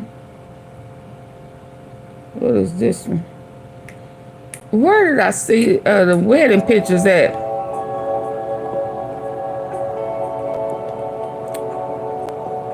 Breaking late this afternoon, brand new bombshell reporting from the Wall Street Journal that might explain why Donald Trump appears so anxious and frankly flat-footed when it comes to releasing documents related to Jeffrey Epstein. The Wall Street Journal citing senior administration officials in its reporting that when Justice Department officials reviewed what Attorney General Pam Bondi called a, quote, truckload of documents related to Epstein earlier this year, they discovered Donald Trump's name appeared multiple times. From that report, quote, in May, Bondi and her deputy informed the president at a meeting in the White House. We already know he on the list. Was in the Epstein files, the official said. He's Many already high-profile had legal, were also named, Trump was told. Being mentioned legal in the charges brought on him for fooling with children. The officials said it was a routine briefing. Y'all voted for a number of topics, PDF and that file. Trump's appearance in the documents wasn't the focus. Are you happy with yourself, Lisa? In response to this reporting in the Wall Street Journal, the White House has issued a statement to NBC News that reads, quote, the fact is that the president kicked him out of his club for being a creep.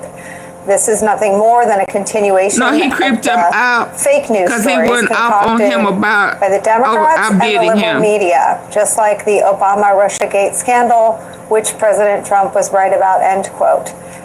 That is where we start today with some of our favorite reporters and friends. Staff writer at The Atlantic, Jonathan Chait, is here. Also joining us, MSNBC senior political analyst, my colleague Alex Wagner's here, and former top official of the Department of Justice, MSNBC legal analyst Andrew Weissman is here. Because this story dropped, I want to do a little bit more of letting this sink in for any of our viewers who haven't had a chance to read through it all before I turn this over to all of you. This, importantly, from the Wall Street Journal, which I think days ago found itself on the receiving end of a lawsuit from Donald Trump because of its reporting on this elaborate birthday card and drawing. So important that it's the Journal again out ahead in this story with a new scoop. It reads, Bondi also told the president at this meeting that the Justice Department decided to not release more Jeffrey Epstein documents because of the presence of child pornography and the need to protect victims. Trump and Attorney General Bondi,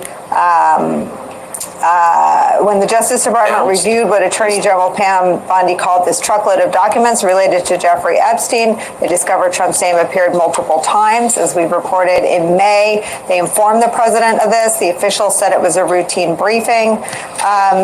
This is interesting. Quote, they also told Trump that senior Justice Department officials did not plan to release any more documents related to the investigation. In response to this reporting in the Wall Street Journal, the White House has issued a statement to NBC News that reads, quote, the fact is that the kind of wrongdoing. The officials said it was a routine briefing that covered a number of topics and that Trump's appearance in the...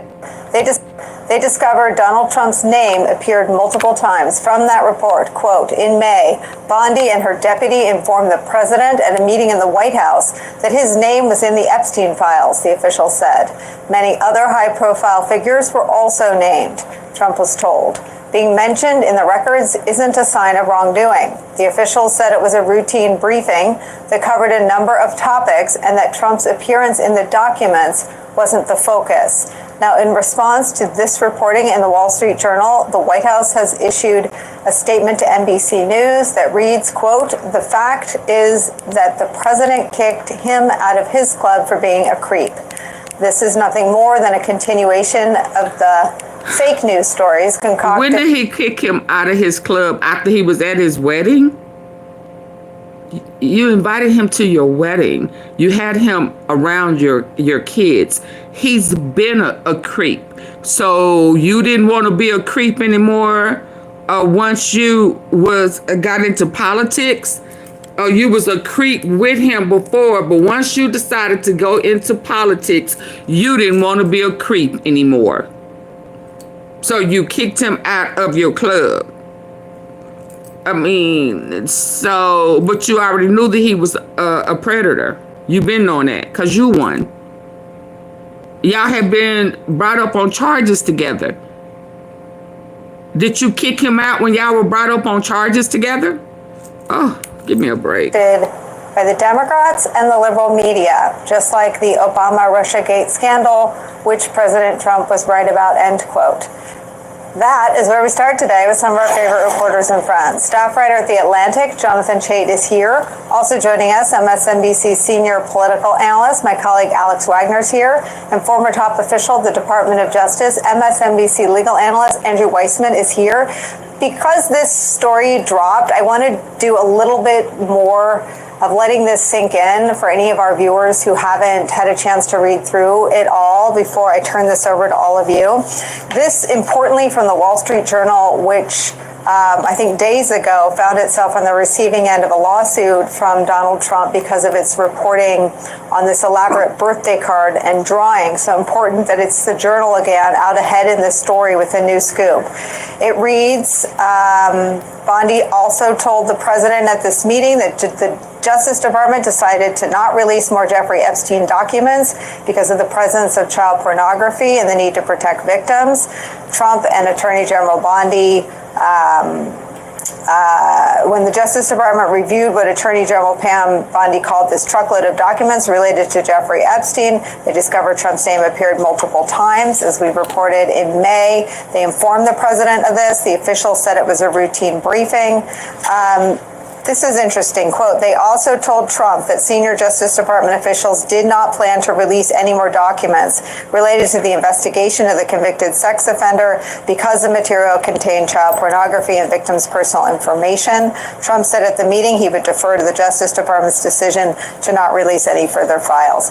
Andrew Weissman, just take us inside what this reporting is detailing and what it says to you. Sure. So I think the main issue that people need to focus on is the schizophrenic approach of the Trump administration to this issue. On the one hand, they are saying we want to be as transparent as possible. And on the other hand, they're saying we're not releasing anything. So they, on the transparency part, they say we want to be transparent and we're going to go to court and we're going to ask judges to release grand jury transcripts. They know that the law on that issue is dead set against them, so they can blame the courts when they say no. It's also in grand jury transcripts, the actual proceedings in the grand jury are the area where it's least likely that Donald Trump's name appears.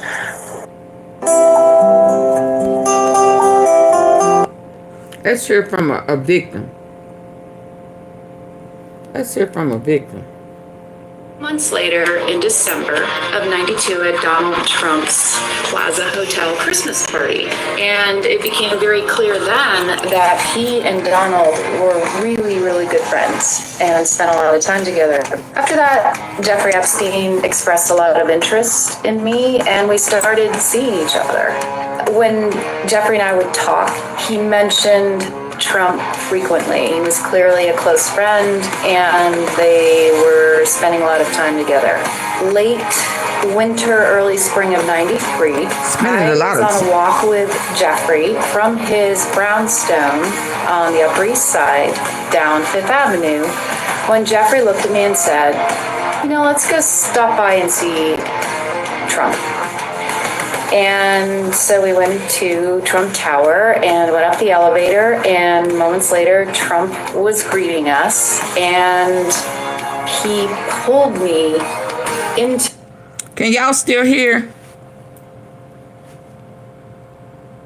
Am I buffing, or can y'all still hear?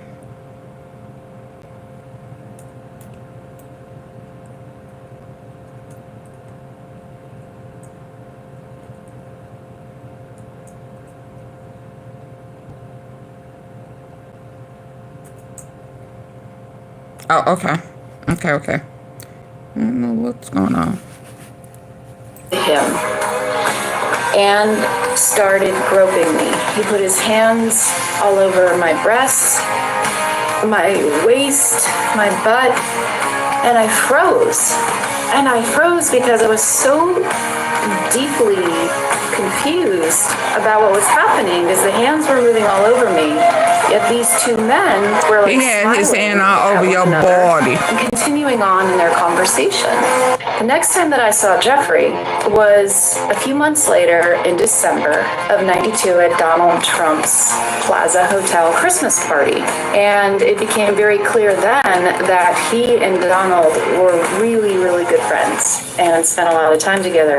After that, Jeffrey Epstein expressed a lot of interest in me, and we started seeing each other.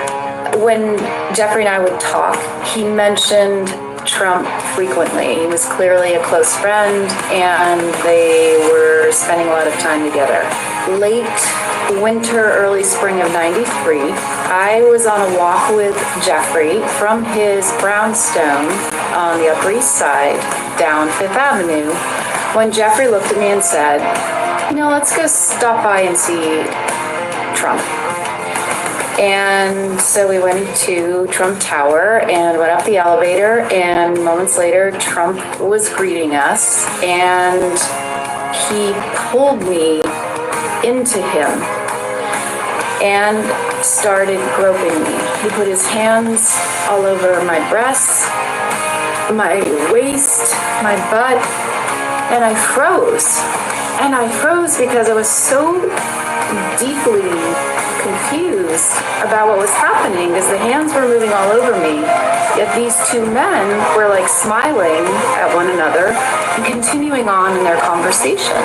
The next time that I saw Jeffrey was a few months later in December of '92 at Donald Trump's Plaza Hotel Christmas party. So Ghislaine Maxwell now fears for her life. I know she It seems she's afraid that Donald Trump may try to kill her or... Or what? Don't get quiet now. Or what? Send people to kill her. This after Donald Trump's Department of Justice says that they're going to be meeting with her. Donald Trump's Attorney General, Pam Bondi, I believe it's very threatening, her statement. She says that I am personally, the Attorney General of the United States, I am personally... Wow, Ghislaine Maxwell now fears for her life. It seems she's afraid that Donald Trump may try to kill her or send people to kill her. This after Donald Trump's Department of Justice says that they're going to be meeting with her. Donald Trump's Attorney General, Pam Bondi, I believe it's very threatening, her statement. She says that I am personally, the Attorney General of the United States, I am personally going to speak with Ghislaine Maxwell. Then the Deputy Attorney General, Todd Blanche, who happens to also have been Donald Trump's criminal defense attorney during the case where Trump was convicted on 34 felony counts. Precious says she know how this shit go in. She know the rules. She know the rules, Pressure. He's now the number 2 at the Department of Justice. He says he's also going to meet with Ghislaine Maxwell along with FBI agents. So Ghislaine is absolutely terrified. Happened to her the way something happened to Jeffrey Epstein. Now, the official report with Jeffrey Epstein is that he died by suicide, but Ghislaine Maxwell says no way he died by suicide. He didn't expect he was going to even be convicted based on the non-prosecution agreement that he entered into with Donald Trump's former labor secretary, then United States Attorney for the Southern District of Florida, Alex Acosta, and that there was no reason why she thinks Epstein would ever have died by suicide. So the Daily Mail got the exclusive that she fears for her life. This, by the way, comes from her brother, who says that he's been told by Ghislaine that she's afraid someone's going to kill her. Here's how the Daily Mail reports it. The old attorney died last night. Exclusively that Epstein's longtime girlfriend and right-hand woman Maxwell, 63, is willing to speak in front of Congress about the Epstein files. Now her brother Ian is revealing her sister's frame of mind in the wake of the botched release of all of the files. Now, another important thing to note, a MAGA Republican Congress member who actually wants the files released, Congress member Tim Burchett, he snuck in a voice vote to have a subpoena issued for Ghislaine Maxwell when some of the other MAGA Republicans were not paying attention and able to block it. So he was able to get Democrats and Republicans to vote for the subpoena of Ghislaine Maxwell. So as soon as that subpoena for Ghislaine Maxwell's deposition from Congress went out, now they want to talk to her. Then MAGA Mike Johnson shuts down Congress. He says, we're going into recess, we're leaving. And then I'll show you this clip in a little bit. MAGA Mike Johnson says the reason we're doing this is we need to give Donald Trump space to figure out how he's going to handle the Epstein situation. And what Donald Trump's Attorney General, now they want to Pam talk to Bondi, her. then said They want to get to her first. And Todd Blanche, Donald Trump's former criminal defense attorney, now Deputy Attorney General, they're saying they're personally meeting with her, and she's absolutely terrified right now. So here's more from this Daily Mail story. Let's bring out all the receipts here, folks. Ian Maxwell communicates regularly with Ghislaine Maxwell in jail on the phone, and she told the Times she fears for her safety. Who talked to her? Prisons are very dangerous places, and we know from Ghislaine. And she told the Times she fears for her safety. Prisons are very dangerous places, and we know from Ghislaine that there are serious staff shortages and more dangerous, higher risk category prisoners now being admitted to Tallahassee, said Ian Maxwell. For sure, she remains at great, if not greater risk, and has expressed her real concerns about this to me. He also said his older sister believes that Epstein may have been murdered, contradicting the DOJ and FBI's belief in the official theory that he committed suicide. The contemporaneous investigation of Epstein's death was cut short, cursory, and frankly shoddy, certainly as regards the duty's guard story the night he died. At least one distinguished independent forensic pathologist concurred with the Epstein family appointed pathologist that homicide was more likely than suicide, he added. So here's the statement now from Pam Bondi. After she said she was not releasing any lists or files, and then Donald Trump said it was all a hoax created by James Comey, former President Obama, Hillary Clinton, and former President Biden, Pam Bondi issues this statement yesterday. This Department of Justice does not shy away from uncomfortable truths, nor from the responsibility to pursue justice wherever the facts may lead. Hold on, y'all. Hold on. Now, who is this? Hold on. Baby, when I tell you all type... No, wait. Who is the...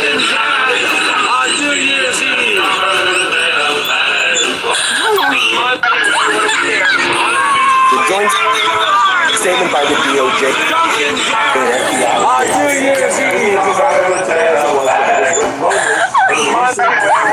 Who is that? What's that on his chest?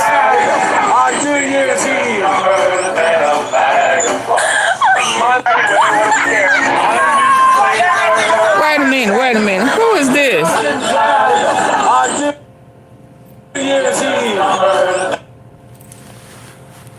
Who is he and what's that on his chest?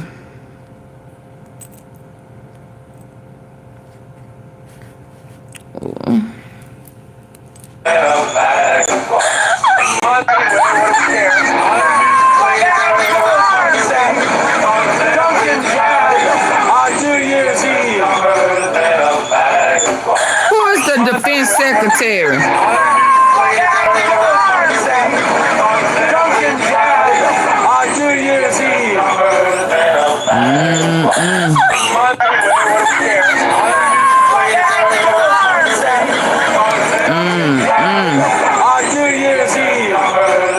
Y'all, it's just coming out, ain't it? It's just coming out. Let's go back over here. Review of the files maintained by the FBI in the Epstein case, no evidence was uncovered that could predicate an investigation against uncharged third parties. That's an important paragraph as I read the rest of it to you, because this is what I think that she, Pam Bondi, and Todd Blanche want Ghislaine Maxwell to say in return to potentially give Ghislaine a pardon or have her have a retrial if she just says that paragraph. Yeah, but what was that tattoo? I saw, I'm unaware of anything. There were no connections with Donald Trump. And then the DOJ and Trump want to go case closed and then probably give her a pardon when Donald Trump leaves office as a last minute pardon and kind of make that promise to Ghislaine. Let me go on and read more. President Trump has told us to release all credible Also, evidence. Caroline It's actually not what he said. Levitt, she was in the Trump pageant. He at first said he said it's a hoax. Was that this she in is the all Trump pageant, y'all? Baby, it was just one of them Trump. Okay. Recent polls have shown a made fifth up. of Americans That it's one can't big locate witch the hunt. U.S. Is on a actually world what. map. Why do you think this is? I personally believe that U.S. Americans are unable to do so because some people out there in our nation don't have maps and No, that was not. that are at Stop, education, person. like such as in South Africa and the Iraq, everywhere like such as, and I believe that they should, our education over here in the U.S. should help the U.S. or should help South Africa. It should help the Iraq and the Asian countries. So we will be able to build up our future for our. Thank you very much, South Carolina. Okay. Recent polls have shown a fifth of Americans can't locate the U.S. on a world What did map. she say, y'all? What? Trying Oppressor, that was not AI.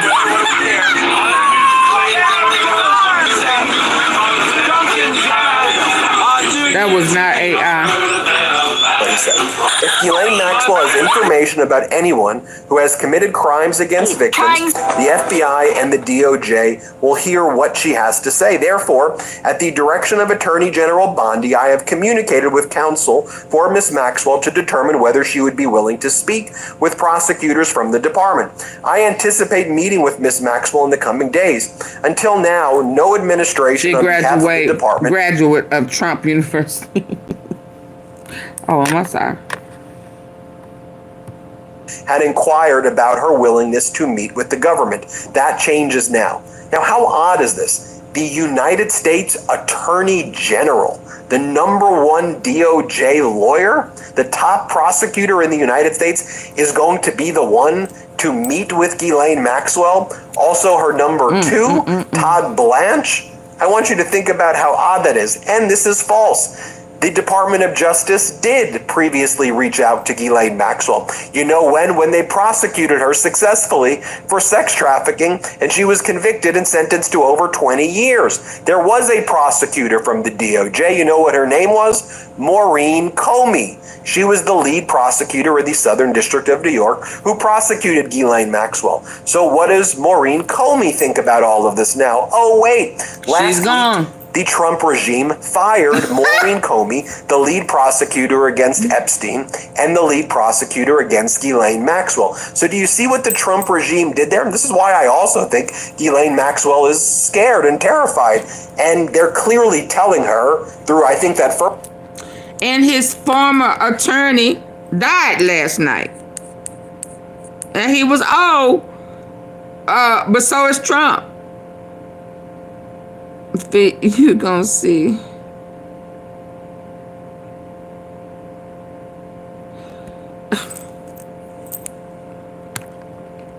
First paragraph, basically say you saw nothing and maybe we can talk. Maybe there's a deal that can be made. Remember that Ghislaine Maxwell's family previously wrote an open letter that they published online saying, Donald, you should honor deals. There was a non-prosecution agreement entered into by your former labor secretary, the United States attorney from the Southern District of Florida, who said that you couldn't prosecute Epstein and you couldn't prosecute Epstein's co-conspirators. Honor that deal. And now we're seeing this. Then they fire Maureen Comey, the lead prosecutor, who would never be okay with the attorney general and Todd Blanche having an unmonitored conversation with Ghislaine Maxwell in this type of way, in this type of forum. Todd Blanche, the #2, the deputy attorney general, Trump's former criminal defense lawyer, he says, justice demand courage. For the first time, the Department of Justice is reaching out to Ghislaine Maxwell to ask, what do you know?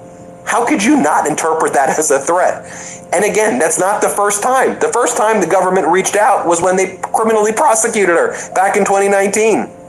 At Attorney General Pam Bondi's direction, I've contacted her counsel. I intend to meet with her soon. No one is above the law and no lead is off limits. And again, I interpret that as a threat.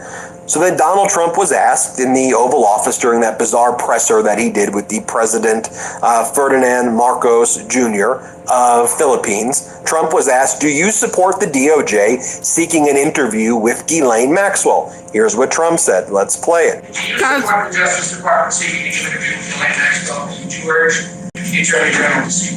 I don't know anything about it. They're going to what? Meet her? They're going to... See, he didn't know. He didn't know yesterday. Reached out to Ghislaine Maxwell's attorney, asking for an interview. Yeah, I don't know about it, but I think it's something that would be... See, he didn't know yesterday. He said they do what? Your Deputy Attorney General your Deputy Attorney General has reached out to Ghislaine Maxwell's attorney, asking... Trump was asked, do you support the DOJ seeking an interview with Ghislaine Maxwell? Here's what Trump said. Let's play it. Do you support the Justice Department seeking an interview with Ghislaine Maxwell? Did you urge the Attorney General to see? I don't know anything about it. They're going to what? Meet her? They're going to meet her? Deputy Attorney General has reached out to Ghislaine He didn't know nothing about it. asking for an interview. Yeah, I don't know about it, but I think it's something that would be... sounds appropriate to do you. So why did you run and send your people? If it's a good thing to do, then why did you run and go send your people to offset it?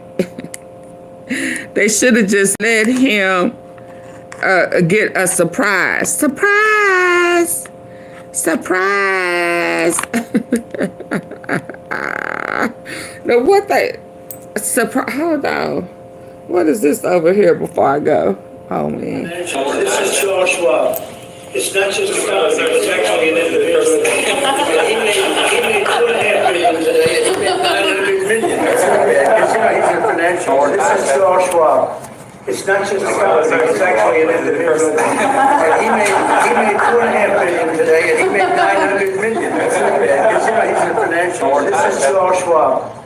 It's not just a company, it's actually an individual. He made $2.5 billion today, and he made $900 million.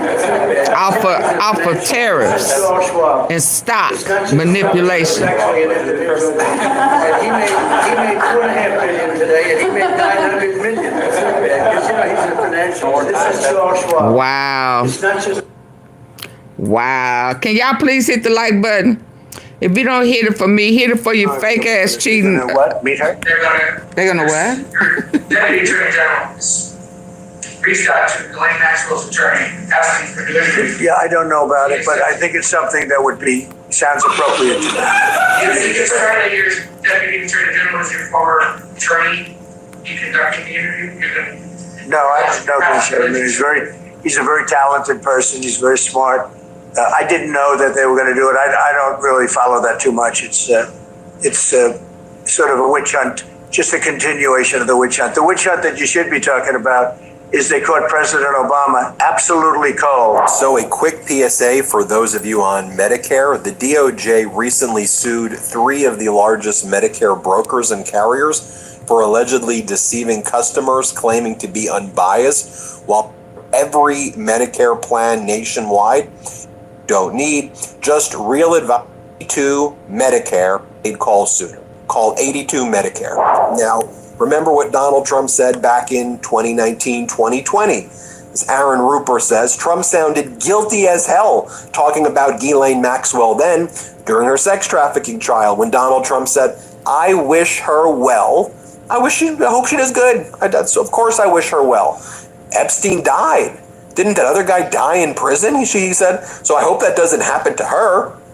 Listen to Donald Trump in his own words in 2020. Let's play it. I don't know. I haven't really been following it too much. I just wish her well, frankly. I've met her numerous times over the years, especially since I lived in Palm Beach, and I guess they lived in Palm Beach. But I wish her well, whatever it is. Mr. President, Ghislaine Maxwell has been arrested on allegations of child sex trafficking. Why would you wish such a person well? First of all, I don't know that, but I do know that... She has. She's been arrested for that. Her friend or boyfriend... Epstein. ...was either killed or committed suicide in jail. She's now in jail. Yeah, I wish her well. I'd wish you well. I'd wish a lot of people well. Good luck. Let them prove somebody was guilty. Hey, Ella. Do you know that... Oh, so you're saying you hope she doesn't die in jail? Is that what you mean by wish her well? Her boyfriend died in jail, and people are still trying to figure out, how did it happen? Was it suicide? Was he killed? And I do wish her well. I'm not looking for anything bad for her. I'm not looking bad for anybody. And they took that and she's made a child it alleged child sex such a big deal. But So that's all a it big is deal. that her That's not a boyfriend big deal. died. The kids were. He died in jail. Was he killed? Was it suicide? I do. I wish her well. Okay, now here is MAGA Mike Johnson saying that he's going to bring Congress into recess so that Donald Trump can have the opportunity, the space is what MAGA Mike says. Let's give Trump the space to figure out how to deal with this. Here's MAGA Mike saying in his own words. Let's play it. As I've said many times, there's no daylight between the White House and the House. You have to allow the legislation to ripen, and you also have to allow the administration the space to do what it is doing. The president has said clearly, and he has now ordered his DOJ to do what it is we've all needed DOJ to do for years now, and that is to get everything released. So they're in the process of that. There's no purpose for Congress to push an administration to do something that they're already doing. Okay, it's all adding up, right? Now, what additional data do we know? Mark Epstein, Jeffrey Epstein's brother, he just did an interview He was with bad on CNN Obama. where he responds to a question or the White House statement that Trump was never in Epstein's office. And Mark Epstein's brother's like, of course he was in Epstein's office. He was there all the time. Here, play this clip. Something that the White House told us yesterday.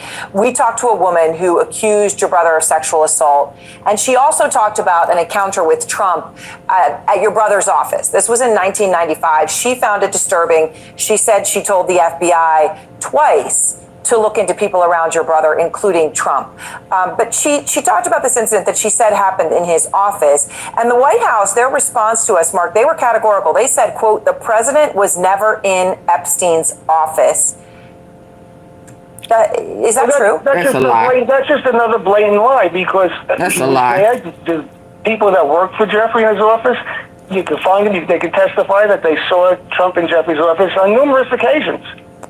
You know, so for him to say he wasn't there, all I could say is that's just another lie. Now, Mark Epstein says that again. Let's play it. Mark, you know, from what you know, from what you saw, how close was your brother to Donald Trump? They were very close. They were good friends. Jeffrey used to sometimes tell me things that Donald said that were funny. I know Donald was in Jeff's office a lot back in the 90s. It's documented that Donald flew on Jeff's plane a number of times. I don't know if they ever checked, but I know Jeff flew on Donald's plane also. I don't know if they've ever looked at his flight logs. And they were good friends. I mean, I flew on Jeff's plane. It's known I was on a plane in 1999. Flying up from Florida, and Donald was with us. Yeah, and we were all joking around. They were good friends. CNN also. They are. Let me tell y'all something. Donald Trump gonna lose his mind. Look what they doing in the UK. They getting ready for him to come to the UK. So now they putting this all over town.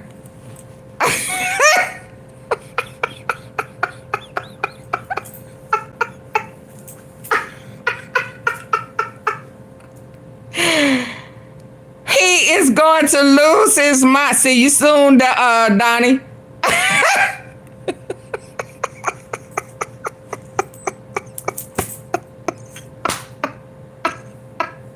He gonna lose his mind. He gonna be mad in the UK. Was able to dig up. He gonna hit him with tariffs. Of Donald Trump with Epstein. Here, let's play this clip of Epstein entering the reception at the Plaza Hotel.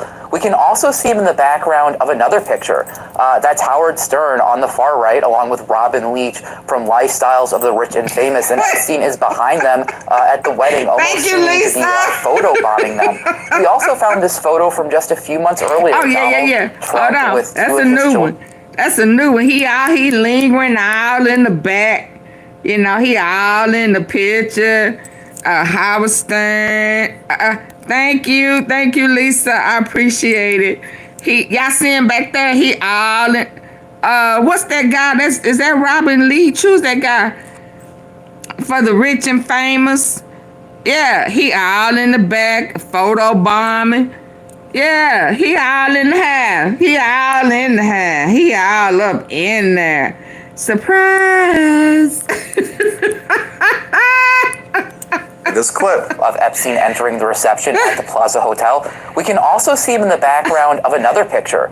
That's Howard Stern on the far right, along with Robin Leach from Lifestyles of the Rich and Famous, and Epstein is behind them at the wedding, almost seeming to be a photo. At who wedding? We also found this at DT wedding. At DT and Marlon Maples' wedding.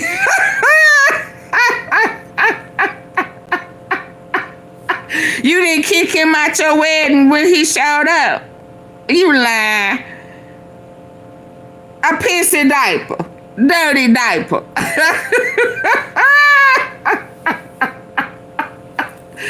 You put him out your club, but you didn't put him out your wedding reception? Huh? He the best man.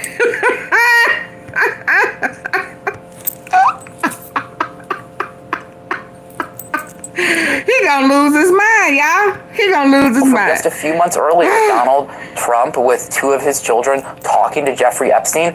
He all in with the family, so he uncle. In New York. Yeah, because now we find out. Hold on. Because now we done found out today that Ghislaine Maxwell and Ivana were best friends. They were out scouting little kids together, driving around the little elementary school, junior high, whatever school, for the kids to get out in their uniforms and propositioning the kids. Yeah, I'm very low. My battery very low. God, dog. Hold on. I ain't through laughing just yet. Oh, man, where's my charger? It's trying to kick me out. Hold on. I'm trying to catch it. God dang, I can't reach it.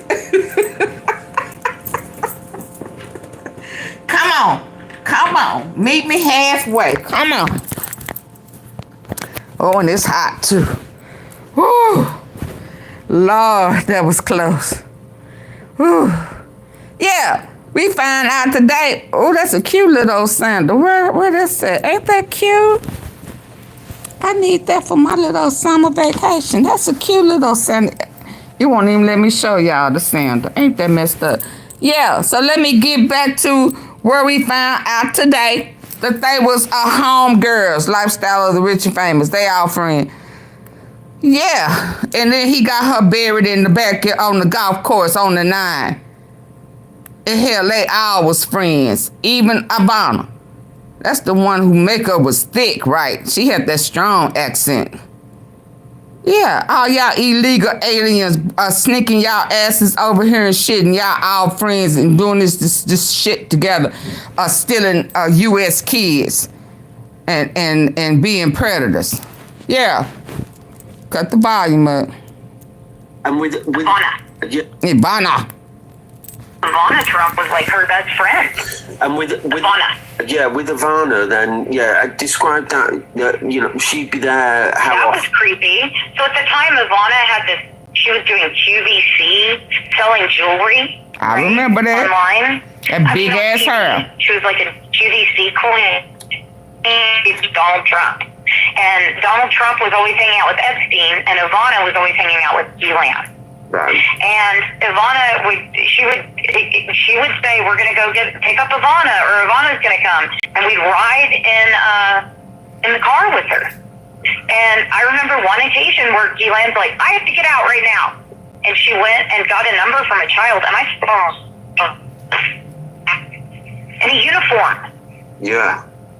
And everybody knew what they were doing. How to Catch a Predator of the Rich and Famous. That's it right there, Lisa. What they were doing. And how often, did you go for rides often with her and Ivana? Yes. And would she pick up? She said, yeah. Girls all the time. Yes. She didn't bring them in the car. She would get their phone numbers. Right. But she would drive by schools. Right. So as they got out. So would she? Yeah. And what's Ivana doing at this point? What are sitting in the car. And I'll never forget, because one day I was really weirded out by what had happened. I was really weirded out. So I'm sorry, my phone's beeping in, just give it a second. But anyway, I got to go in a second, but I just wanted to tell you, I was weirded out when they were driving around with this. So Ghislaine just shut me up, gave me one of those cheap bracelets. Ivana was selling on QVC. And that was to shut you up? A cheap bracelet? Ivana Trump was like her best. And y'all were millionaires? And you want to offer me for my silence? My big ass mouth? Lately, I've been chasing. Y'all, this is too much.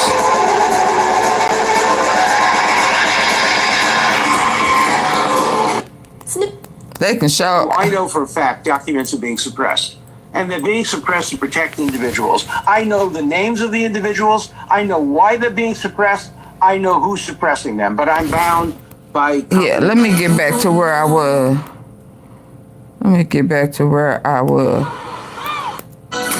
Oh, let me hear. Okay, I'm gonna get back, and that's how I'm gonna end. But I want to hear. Oh, what?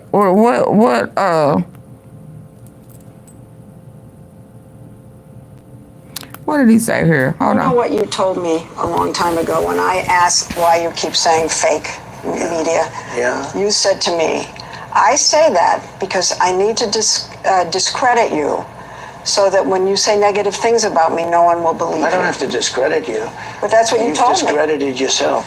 You know, I didn't want to have this kind of angry. Of course you did. No, I didn't. Of course you did. No, I didn't. Well, then you brought up a lot of subjects that... Well, I said I'm going to ask you inappropriately brought tough up. questions. They were inappropriately brought up. You know what you told me a long time ago when I asked why you keep saying fake media. Yeah. You said to me, I say that because I need to discredit you so that when you say negative things about me, no one will believe you. I don't have to discredit you. Well, that's what you do. Discredited yourself. Did you know what That's what you do. Tell us about your lovely family, Mrs. Trump. And we know that sadly you lost a son recently. Lost a son. Our oldest son he was 41. Something a mother never forgets. Our oldest daughter is a federal judge. That's Marianne. Marianne, yes. And of course there's Donald and Robert and Elizabeth. Elizabeth is another fan, huh? Yeah. Elizabeth is married to Jim Grohl. There's another fan and a wonderful fellow. Tell us about your lovely family, Mrs. Trump. And we know that sadly you She don't have nothing to say about him, do she? Our oldest son. She don't have nothing to say about him. Nice. Nothing. Something a mother never forgets. Our oldest daughter is a federal judge. That's Marianne. Marianne, yes. And of course there's Donald and Robert and Elizabeth. Elizabeth is another fan, huh? Yeah. Elizabeth is married to Jim Grohl. She don't have nothing to say about him. None. Did you in fact commit those acts? I'm going to invoke my Fifth Amendment right. For all of the reasons provided in my answer, which is incorporated herein in its entirety, I decline to answer the question. Counsel, I think we can all stipulate that if he says same answer, we will all understand it to be the same invocation. That's correct. Speed things up. No Okay. problem. Same answer. Same answer. Same answer. Same answer. Same answer. Same answer. Same answer. Same answer. Same answer. Same answer. Again, I'm going to assert my right. Let's take my lawyer. We're going to go for it. So you are terminating. Same answer. Same answer. Same answer. Did you in fact commit those acts? I'm going to invoke my Fifth Amendment right. For all of the reasons provided in my answer, which is incorporated herein in its entirety, I decline to answer the question. Counsel, I think we can all stipulate that if he says same answer, we will all understand. Wow, you cannot say that you did. Y'all, neither one of y'all can say that y'all did not commit those crimes. Okay, let me. Oh, Lord. Hold on. Let's hear what him. That's who Donald Trump is. I've known him for 25 years. I'm never going to say we were best friends, but he is the most unethical, lacks character, dishonest person I've ever done business with or worked with. That's who Donald Trump is. I've known him for 25 years. I'm never going to say we were best friends, but he is the most unethical, lacks character, dishonest person I've ever done business with or worked with. That's So he beat him too. He beat him too. He beat him too. He done hustled him too. Let me hear this before I play this one. Hold on. Make sure you hide your little sister from them. Oh. They tell me Chubb's the only one that get your hand-me-downs and party at the party. Yeah, I don't know. That may be AI. That may be AI. Photographs have now come to light that show Jeffrey Epstein and Donald Trump together at the president's second wedding in 1993. It's long been known the two men mixed together in New York society in that period. But any reinforcement of that connection is certainly embarrassing for the White Donald House. Trump is a trouble. Republicans are under huge pressure, not least from their own voters. No, we don't have any fear. No, hold on. No, Reese, no. There's no fear here. And a short time ago, the House Speaker promised he would try and get to the truth, wherever it leads. Let me say this very important. We want every single person who's... You lied. Let me go back to where I was, but I have to do it over here. You lied. You lied. All y'all just liars. Lately, you've been chasing paper. Yeah, he cooked, y'all. They flirt with each other. Who, Lisa? Who flirt with each other? Cracking. Breaking major update. The court over. Okay, well, it's breaking. Let's see. To everyone who finds joy in a great meal, we can't wait to see you again at Culver's. Our menu has something. You're watching The Legal Breakdown. Glenn, we have major news here that we've been waiting for as it relates to unsealing the Epstein files. Can you explain what just happened in court? Yeah, Brian, our viewers may recall that there were two motions to unseal the Epstein files. One up in New York, where Epstein was indicted and Ghislaine Maxwell was indicted and tried to conviction, and one down in Florida from many years earlier. And they was trying to get Florida. Investigation into Epstein's alleged crimes. So the DOJ filed motions to unseal the grand jury in both courts. New York hasn't acted yet, but the federal judge in Florida, Judge Robin Robertson, not surprisingly opens up her order by saying, I have no authority under the rules to unseal and make public grand jury materials. And here's the most interesting part, and this is the main takeaway, Brian.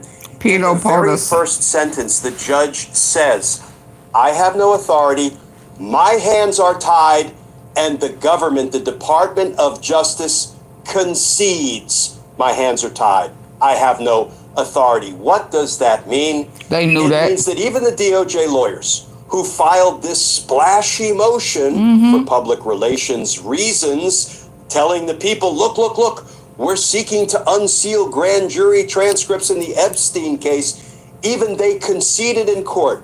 They agreed that the judge has no lawful authority to unseal, to order the grand jury materials unsealed such that they could be made public. Now, people might say, well, why did they file this motion? You know, our viewers to play in y'all face. A few Legal Breakdown episodes ago, I did a little bit of a deep dive into criminal procedure. I said, listen, the rules governing grand jury secrecy do not permit the release of grand jury materials by a judge just because the public may be interested. So, and Pam Bondi knew that. They provide a few instances where a judge can do it, like if you have to share these materials with law enforcement authorities and prosecutors in other jurisdictions that are prosecuting the person, that would be an authorized release. There's a terrorism authorized release. There's a banking records authorized release, but that's about it. Public interest is not a reason.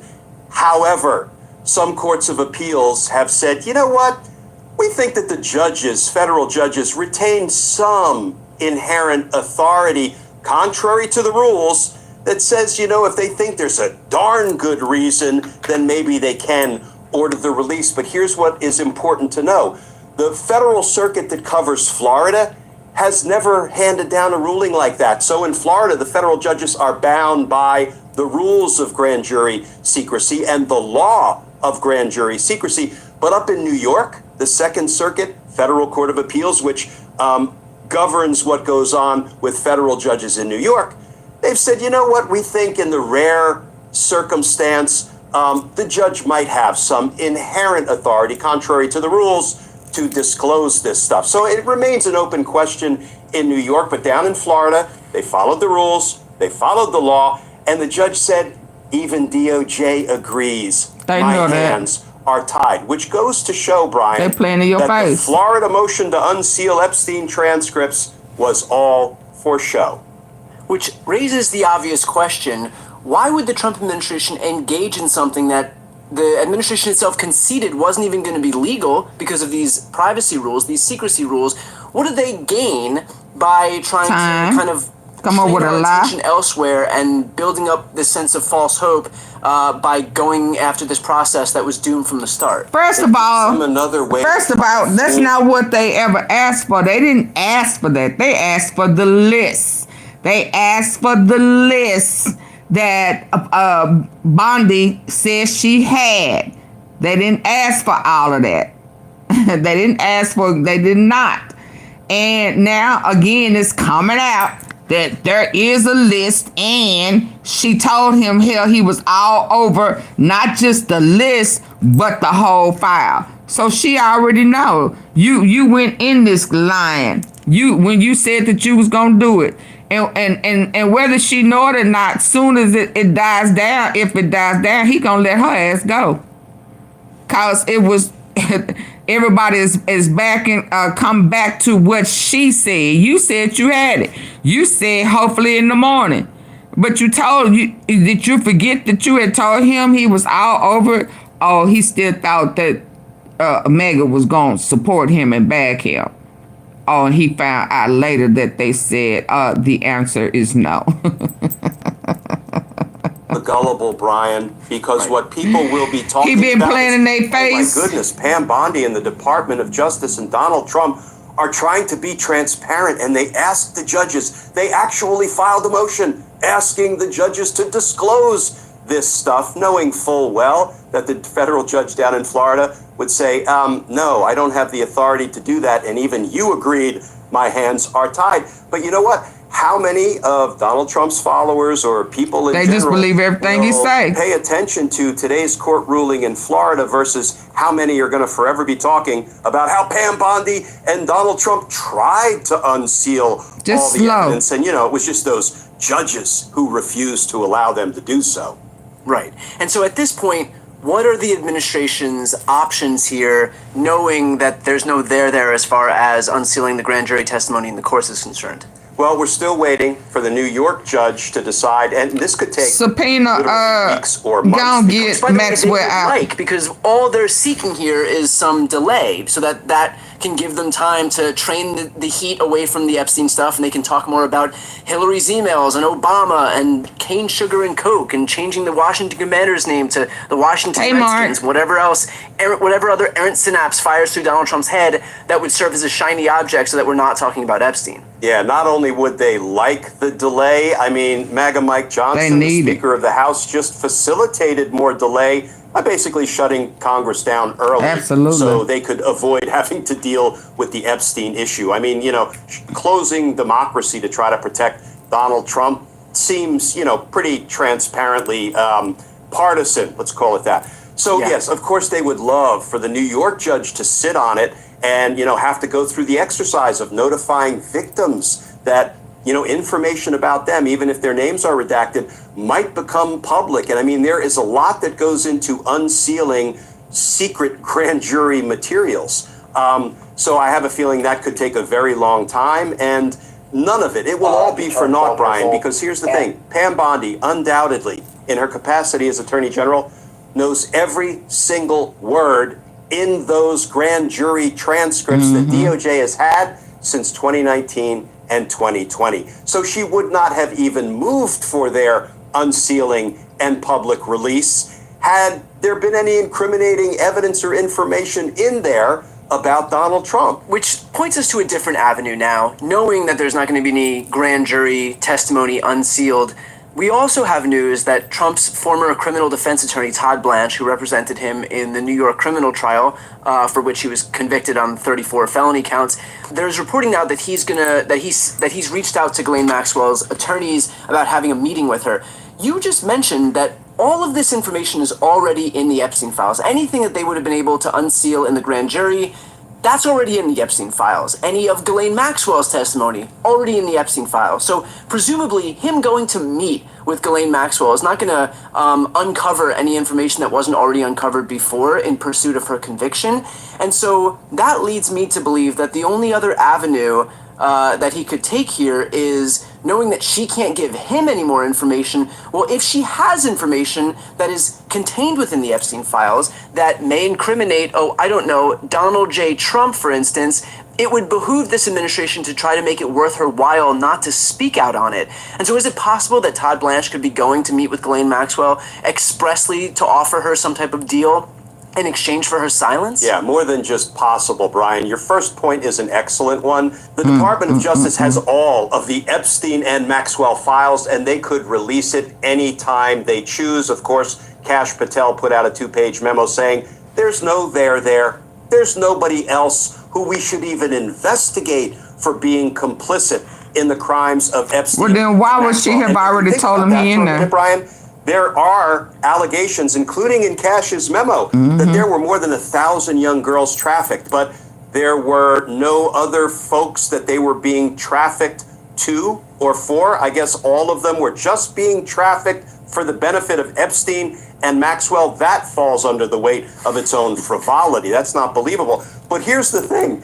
The person that the DOJ is sending to sit down with Ghislaine Maxwell is Donald Trump's former criminal defense attorney who went into court every day and argued Donald Trump committed no crimes when Donald Trump did commit crimes, and the jury proved that. That's not a criticism of defense attorneys. It's their job, but that's what Todd Blanche did all day, every day on behalf of Donald Trump. And now Donald Trump is his boss. Do you really think Ghislaine Maxwell is going to sit there and Todd Blanche is going to say, we really want you to be open and transparent and truthful about anything Donald Trump did wrong? Or is he going to say, I assume you have no information to incriminate Donald Trump?